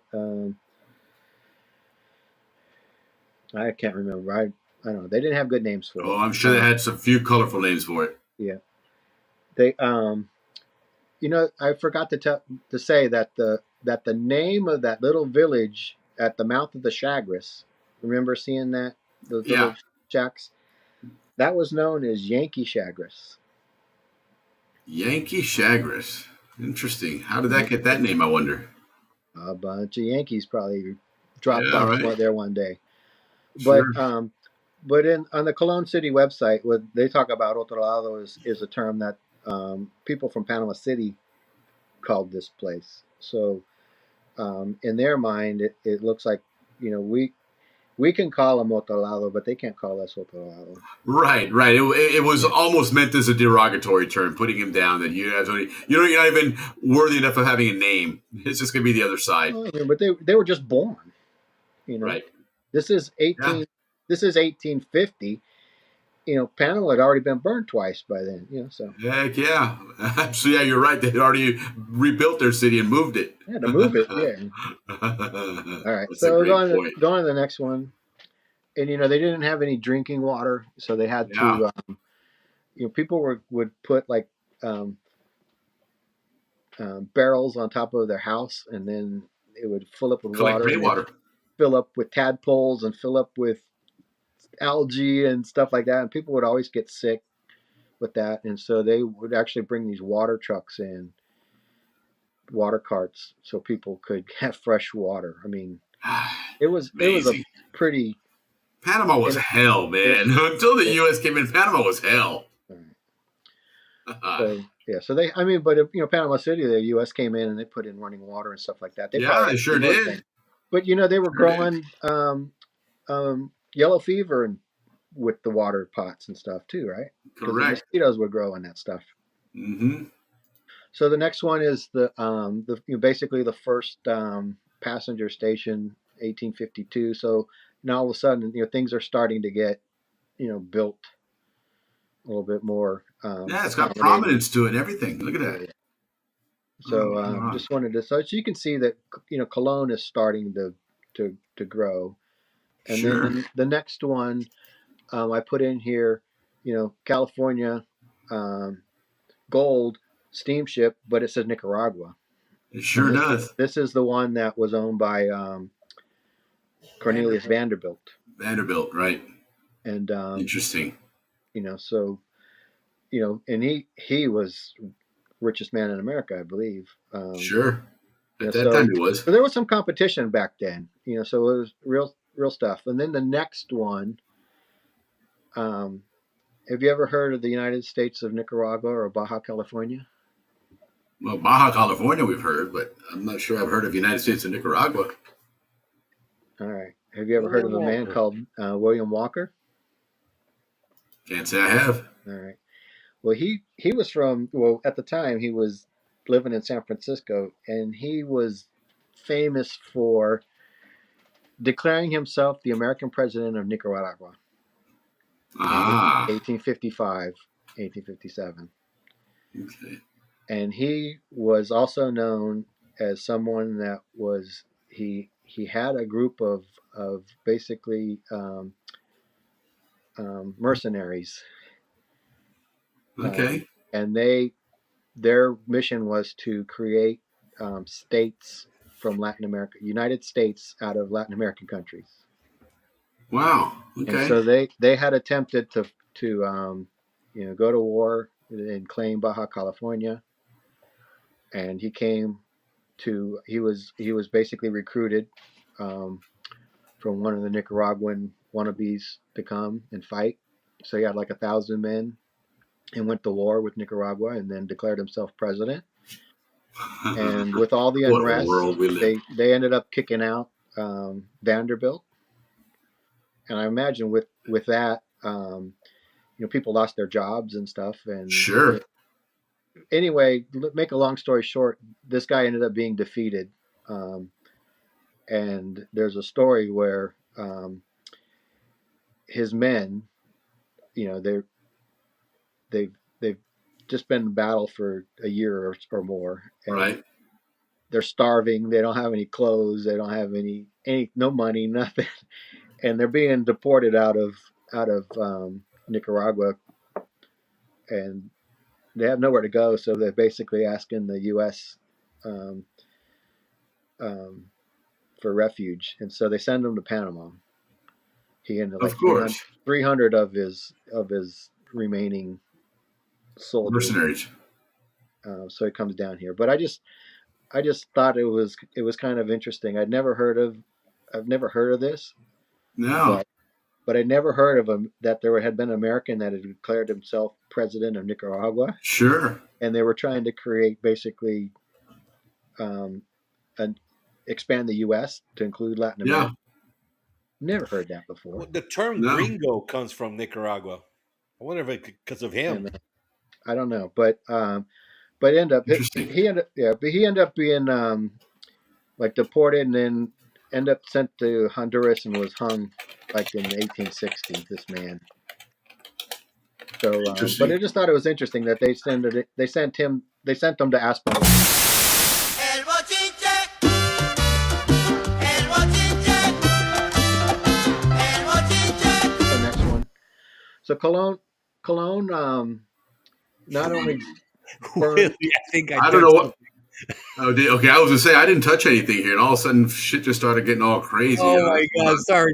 I'm talking about clicking all kinds of things over here. My bad. That was me. All right, we're good. We're back now. We're good now. So we'll go to Cologne didn't burn one time, it didn't burn two times, it didn't burn three times, it didn't burn four times, it burned 5 times. Damn, that's arson at that point. Yeah. It ain't no damn accidental shit. Yeah. So one of them, I think I have my slides out of order, but one of them, 1866. No, this is right. A British ship was docked at the wharf and is carrying nitroglycerin. Oh no! And it exploded. So this is a rendering of the wharf on fire, and you go on to the next one, and oh, there it is. The ship exploding, blowing up, and it killed 50 people. Yeah, heck yeah! Look, it's taking out that wharf, that building there. Yeah, so that was one catastrophe they had, and then in 1885, next one, there was Panama had a whole bunch of revolutions trying to get away from Colombia, but one of them was in 1885, and it was called the Pedro Preston Rebellion or Colombian Civil War, and he was caught, and I won't go into the long story about it, but as a result, the town caught on fire. No one knows who did it, whether it was Colombians or the U.S. or Pedro. But needless to say, the town burned down in 1885 and left 10,000 people homeless. Jeez. So here you have a town that's 35 years old and then it's gone. Gone again. Gone. Damn. So I think what we any of those first images we saw, anything that was there, pretty much gone. Yeah, for sure. Go to the next one. Yeah, there he is getting hung. He's getting ready to be hung for his being a rebellion, and someone posted He'll meet his maker. His gravestone, and there are images of him hanging, but I'm not going to show that. There was a fire in 1890. I don't think I have that. I don't have an image for that. Okay. And then in 1911, 10 blocks were destroyed, and you can see the rubble. Heck yeah. And go on to the next one. 1915, 4 years later, another fire, 3,000 homeless, 200 homes destroyed, and that's the Panama Railroad building in the back. It's still there.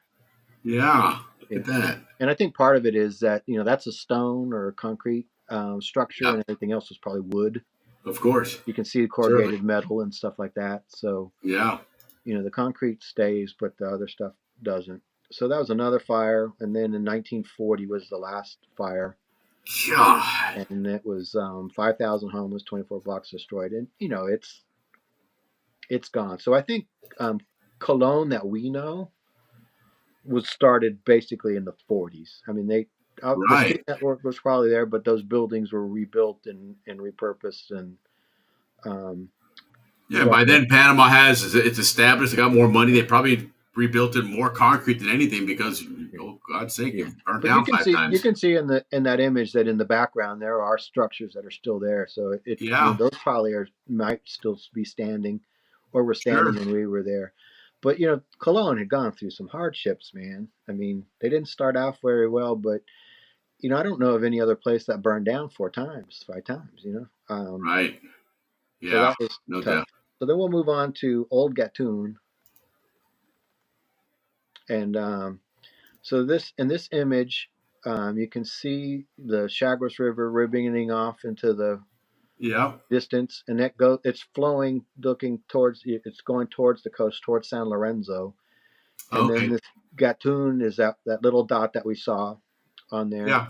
And this image is titled "Closing the Chagres River at Gatun Dam," and so the spillway is known as the dam. And you can Yeah. see the earth that's Sure. crossing it, and then some of the water that's backing up in front of it.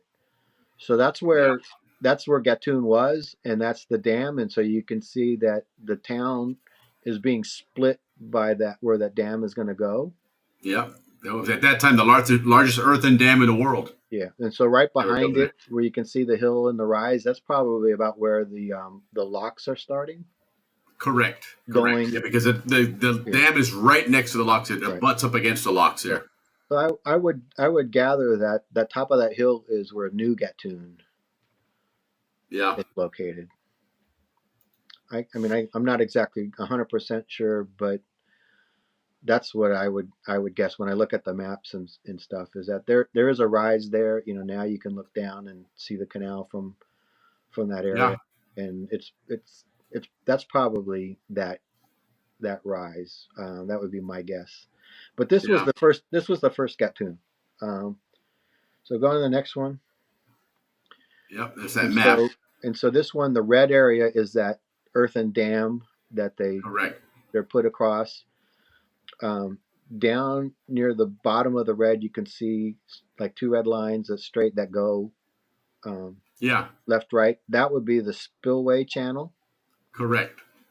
And then the Chagres River winds around, and it basically was flowing at the north end of that berm, and that is about where I think that old Gatun village was, because it was right on the river. Yeah. And then right at the end of where the dam is, you can see the part that looks like it's where the locks are located. Correct. That's where the locks are built into, right at the end of that earthen dam. It actually literally abuts to the locks. Right. The dam. So if you were like standing at the end of the lock, the approach, off to your, if you're looking out towards the lake and off to your right, that's where Old Gatun was, in the lake bottom. Yeah, if they were to drain that water, you'd be looking down at where Old Gatun was. Right. Mm-hmm. Interesting. Right. So that and so just so you can see how the spillway now goes, and it connects into the Chagres River. Yeah. And that's an Alex amazing map there. was talking about how the snook was the very popular fish before this dam went in, and it would make sense that they would come up the Chagres, and you'd probably get that salt water, fresh water. Yeah, that brackish water they call it. Yeah, that was like just far enough inland to I got Alexa telling me about snook now. But that's where Old Gatun was. It's right it's right underneath the spillway dam. So it's fascinating. It's absolutely fascinating. And again, people don't realize how much that area was transformed. Right. In order to get that canal functional, and you had to dam up a larger. That was actually a valley. That's why it was so low there, which was an ideal area where the Chagres converge, and you could fill that in big enough that now you would create the Gatun Lake from there, and that's what made it possible. And there was a big debate on how tall that dam needed to be, and I think they actually said it didn't have to be, like 100 feet. It only needed to be 80 feet. But they needed to know how tall that river needed, or the lake needed to be, to get everything through there. The next one, on my image, it's not, the base isn't showing through it, but this is a schematic that it overlaid over the aerial, where you could see the spillway, and you can see the canal locks up at the top, and right about where that ends is where I suspect that Old Gatun was located. Yeah. That would be one of those Yvonne Fishbowl questions to find out, Yeah, and there she is chiming in. Where'd you get that map, she's asking. I drew it. Oh, there you go. No, I don't know. I'll have to look. Yeah. At my historian, research. non-historian, artist, non-artist, Dave Dahlstrom. We've now added a new title. Yeah, but it's the source on there says Wegman 1917. So if I can't figure it out, we can start with that. Sure. Yeah. All right. So go on to the next one, and this is just the aerial showing the spillway and where New Gatun would have been, basically that little green dot at the end of the locks. Yeah. It'd be right about there, and then you can see where the new locks are and stuff like that. So if you're ever in the area, you realize that that's where old Gatun was. They built it right on top of that. The new Gatun is underneath that other stuff that you see in the picture. I know, isn't that amazing? All right. So then let's go on to the next one, and it's the different trails. You talked about that. These are the old Panama gold trails. The red one went up to Portobello, Nombre de Dios, but the blue one or green one out of Panama City went to Las Cruces, and then you took the Chagres River, to Cruces, and that was the getting off point. Then you got on the mule and went. Yeah, and friend, when you guys are looking at this image here, keep in mind that these routes are overlaid over the current layout of the land there. All that water in there wasn't there back then. Okay, right. That was that was prior to damming up. The blue line, all squiggly, that was actually the path of the Chagres through there. Right. And then once they dam it up, all that area became flooded. So this map, it's interesting to see that because it's different.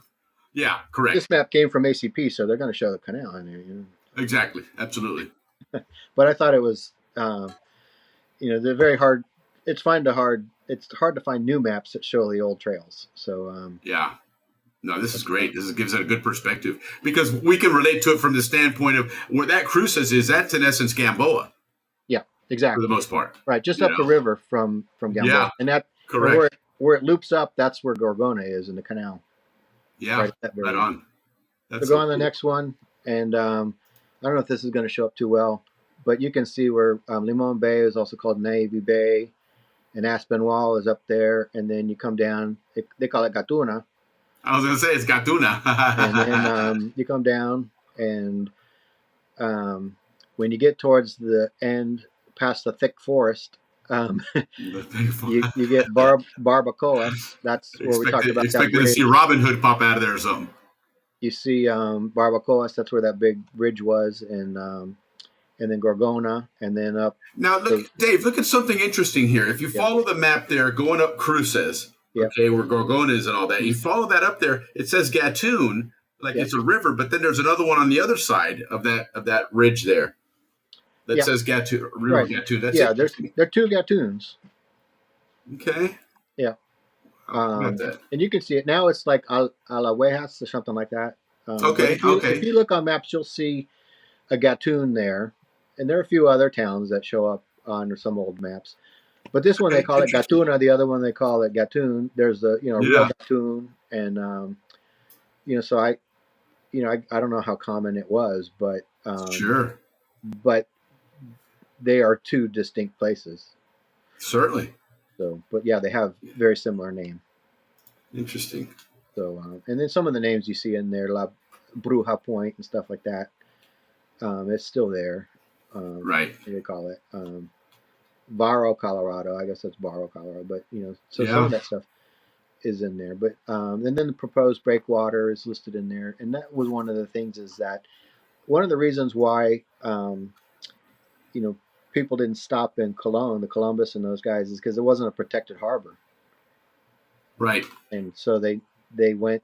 Portobello had the perfect harbor, beautiful harbor. That's why they very defendable. Picked that area, and they bypassed Manzanillo. It just didn't meet their needs. Correct. So next one. So this next one, I just thought it was pretty cool since we talk about Cruces and the Chagres River, and the canoes. And I don't know what year this was taken, but they could easily be 49ers and stuff going down the Chagres River. Yeah, could be. But it says canoe race, so I don't know. Maybe it's more contemporary. Then that would be the first Cayuga race, wouldn't it? Right. Then the next, yep, exactly. Then the next one, Chagres River. This one was photographed by Edward Muybridge, and he has some amazing photographs. He was hired by the Pacific Mail Company to come down and take images, for tourism, investors, and stuff like that. And this is on the edge of the Chagres, but I don't know whether it's like by Cruces or by Gatun. I mean, as far as I know, this could be Gatun. It just says, This calls it Chagres the city front. yeah. So I don't know where the Chagres is a long river. Yeah. So it could be the one in Gatun, or it could be, anywhere on that river. But and it's interesting when you look at the images of the houses in the background. You're very, very primitive. It's certainly not anything, built by somebody outside of Panama or outside of a native area there. And Mr. Muybridge, he has some very striking photos, 1875 era, of Panama. But he had just come from San Francisco, being acquitted of murder. Oh, right on. Well, there you go. He had a wife. He was 20 years older than his wife. She was a divorcee. And he nagged him, and finally he came home and found a letter from her lover. So he approached the lover and shot him. Mm-hmm. And he had been doing some work for a man named Stanford. And Stanford bankrolled his defense.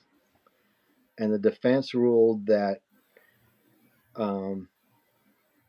self-defense is a defense. So they let him go. How about that? And after the hearing, he left and came down to Panama for 6 months. He's like, I'm out of here, man. See ya. So just one of those, just kind of those weird things I didn't ever expect to read about. Sure. Was that Stanford involved with the Stanford University? Yes. One and the same? Okay. Yes. And there's a story behind that Stanford, too. He was a very, very wealthy man, and he and his wife went to Harvard, and they wanted to make a big donation to get their son into Harvard. But apparently when they got to the office, they weren't like the most impressive dressed. Oh, no. And the secretary made them wait for hours, and the president was busy and couldn't see him. And they got impatient, and they asked the lady, how much does it cost to like do an endowment or something like that? And they said, oh, it's going to cost $6 million. Like some number you couldn't afford. And she said, is that it? For that, we could build our whole school or something like that. Or so they put $50 million into Stanford University, and that was the name of it. There you go. That'll learn them. Yeah. So anyway, but he took these photographs. I'm going on the next one. And this one is a picture of the Las Cruces Trail. We talked about that. You got that up? I can't see it. I got a little battery there. But in 1914, it's still pretty well preserved and stuff. Certainly. Yeah. So that's where I'm going to end this.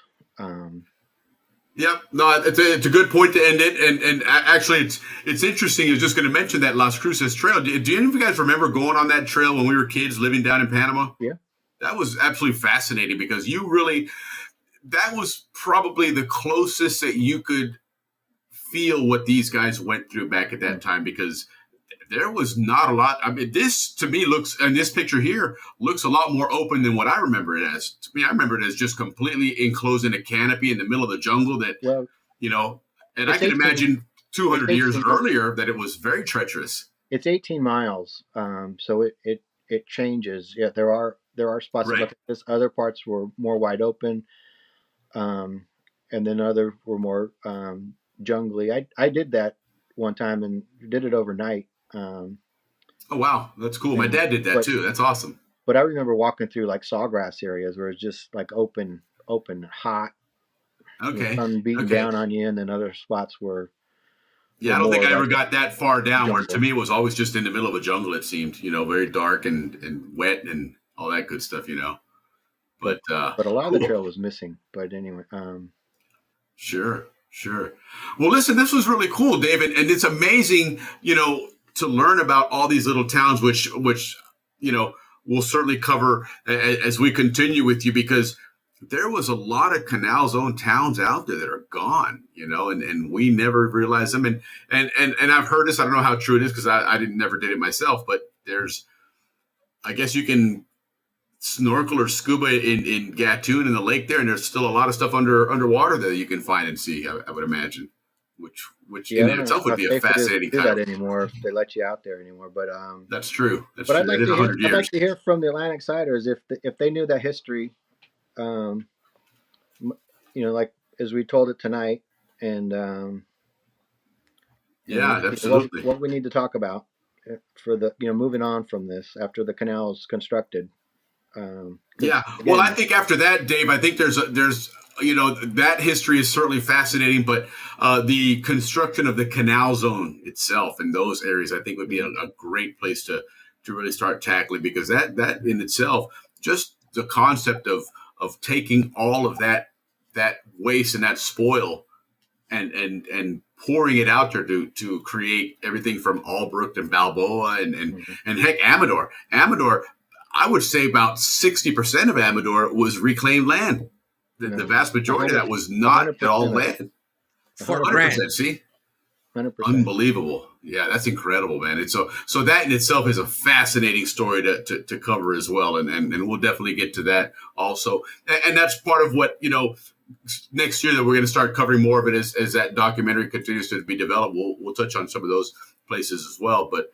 Lee's chiming in. Went to Las Cruces Trail on the cut. Yeah, absolutely. Yeah, Lee. I think you're on the same Cub Scout thing, because I remember that too.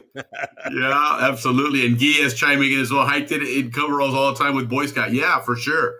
Hey, that was one of the cool things about the Scouts. Say hi to Lewis for us. Yep, un saludo para Luis for sure. So, well, listen, Dave, thanks again for doing this. I'm sorry for all the confusion with getting you on last week or not being able to get you on all that, but we're glad we finally got it, because you got your fans out here always wanting to get Dave and his stories out there. So yeah, absolutely fantastic as usual. And like I said earlier, you've definitely inspired me to learn more about the Canal Zone history. So make sure you wear your Levi's and your Hang 10 shirt to reunion. Yeah, right on. That's very true.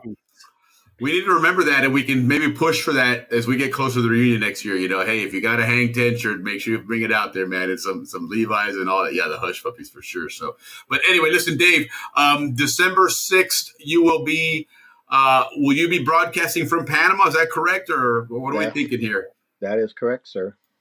Awesome. Yeah, Dave's going back down to Panama.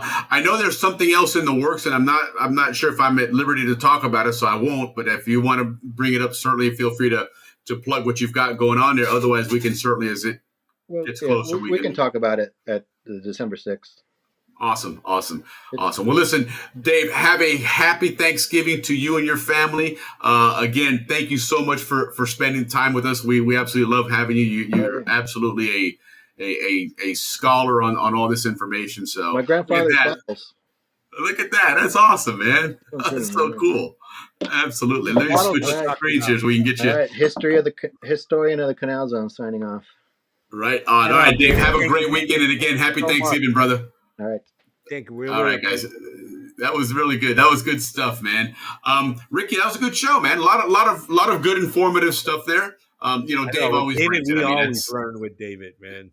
He's just an absolute wealth of knowledge. And like I said before, guys, the information is out there. Just look for it. The Pan Canal Museum collection has just a treasure trove of things that you can find out there.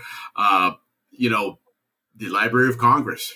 Anybody can access the Library of Congress, LOC.com. That's Library of Congress. You have a lot of great information there. It is, we're taxpayers. That is our library. So, you have access to that, these things here. And again, first Friday of every month. You certainly have access to that here on our show. If you've missed prior shows, they're all on YouTube, so you definitely can go on there. And also, like we've said before, guys, make sure that you do subscribe and like and share the channel. That's what we really want to do to grow this channel, is get everybody on YouTube as much as we can, so that algorithm starts to spread the wealth and get us out there to more people. There's a lot of Zonians that aren't on social media, guys, but they all watch YouTube. So if we can get more people subscribed, it'll start putting our content out to more people that are searching and looking for Zonian content. So, but as usual, man, we're it's a great time on Friday nights. Ricky, it's what can I say, man? I mean, we just have try our best. Yeah, no, absolutely. Hold on, that was something's glitching up. I think last time we did that, we didn't have ourselves on there, but no, it's a lot of fun. To me, the best part is everybody that chimes in on the chat. Say hello and see what's going on. Always fun to say hello to our Zonian friends and family, and I see new people on here every week. And first and foremost, guys, next week, Thanksgiving, we'll be on after Thanksgiving, of course, on Friday. But have a absolutely happy Thanksgiving, everybody. Have a wonderful time. And Ricky, I'm gonna try and get this queued up if you want to get us out of here while I get this at least get our Stars Down banner. Right on. Yeah, guys, thanks again. Like always, I like to always say thank you for everybody who commented and visited with us, and those that are going to watch the show throughout the week. Thank you always for doing that. Next week, we'll be back. We'll be talking about our Thanksgiving, and everybody can chime in and tell us what you ate. But till then, we'll see you. Thank you. Rest, drink water, exercise, think positive, and remember, we love you very much.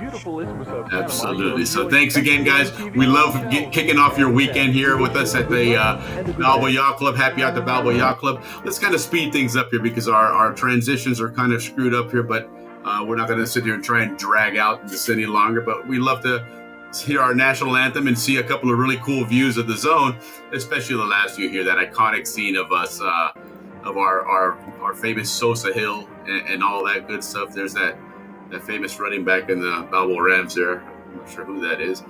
But and then, of course, we have that all-time great quarterback of the Balboa Rams.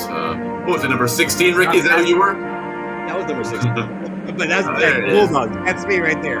There you go, right there. And then, of course, like I said, this iconic scene here. But anyway, guys, have a wonderful weekend. Ricky, cuídate. Nos vamos hablando, papa.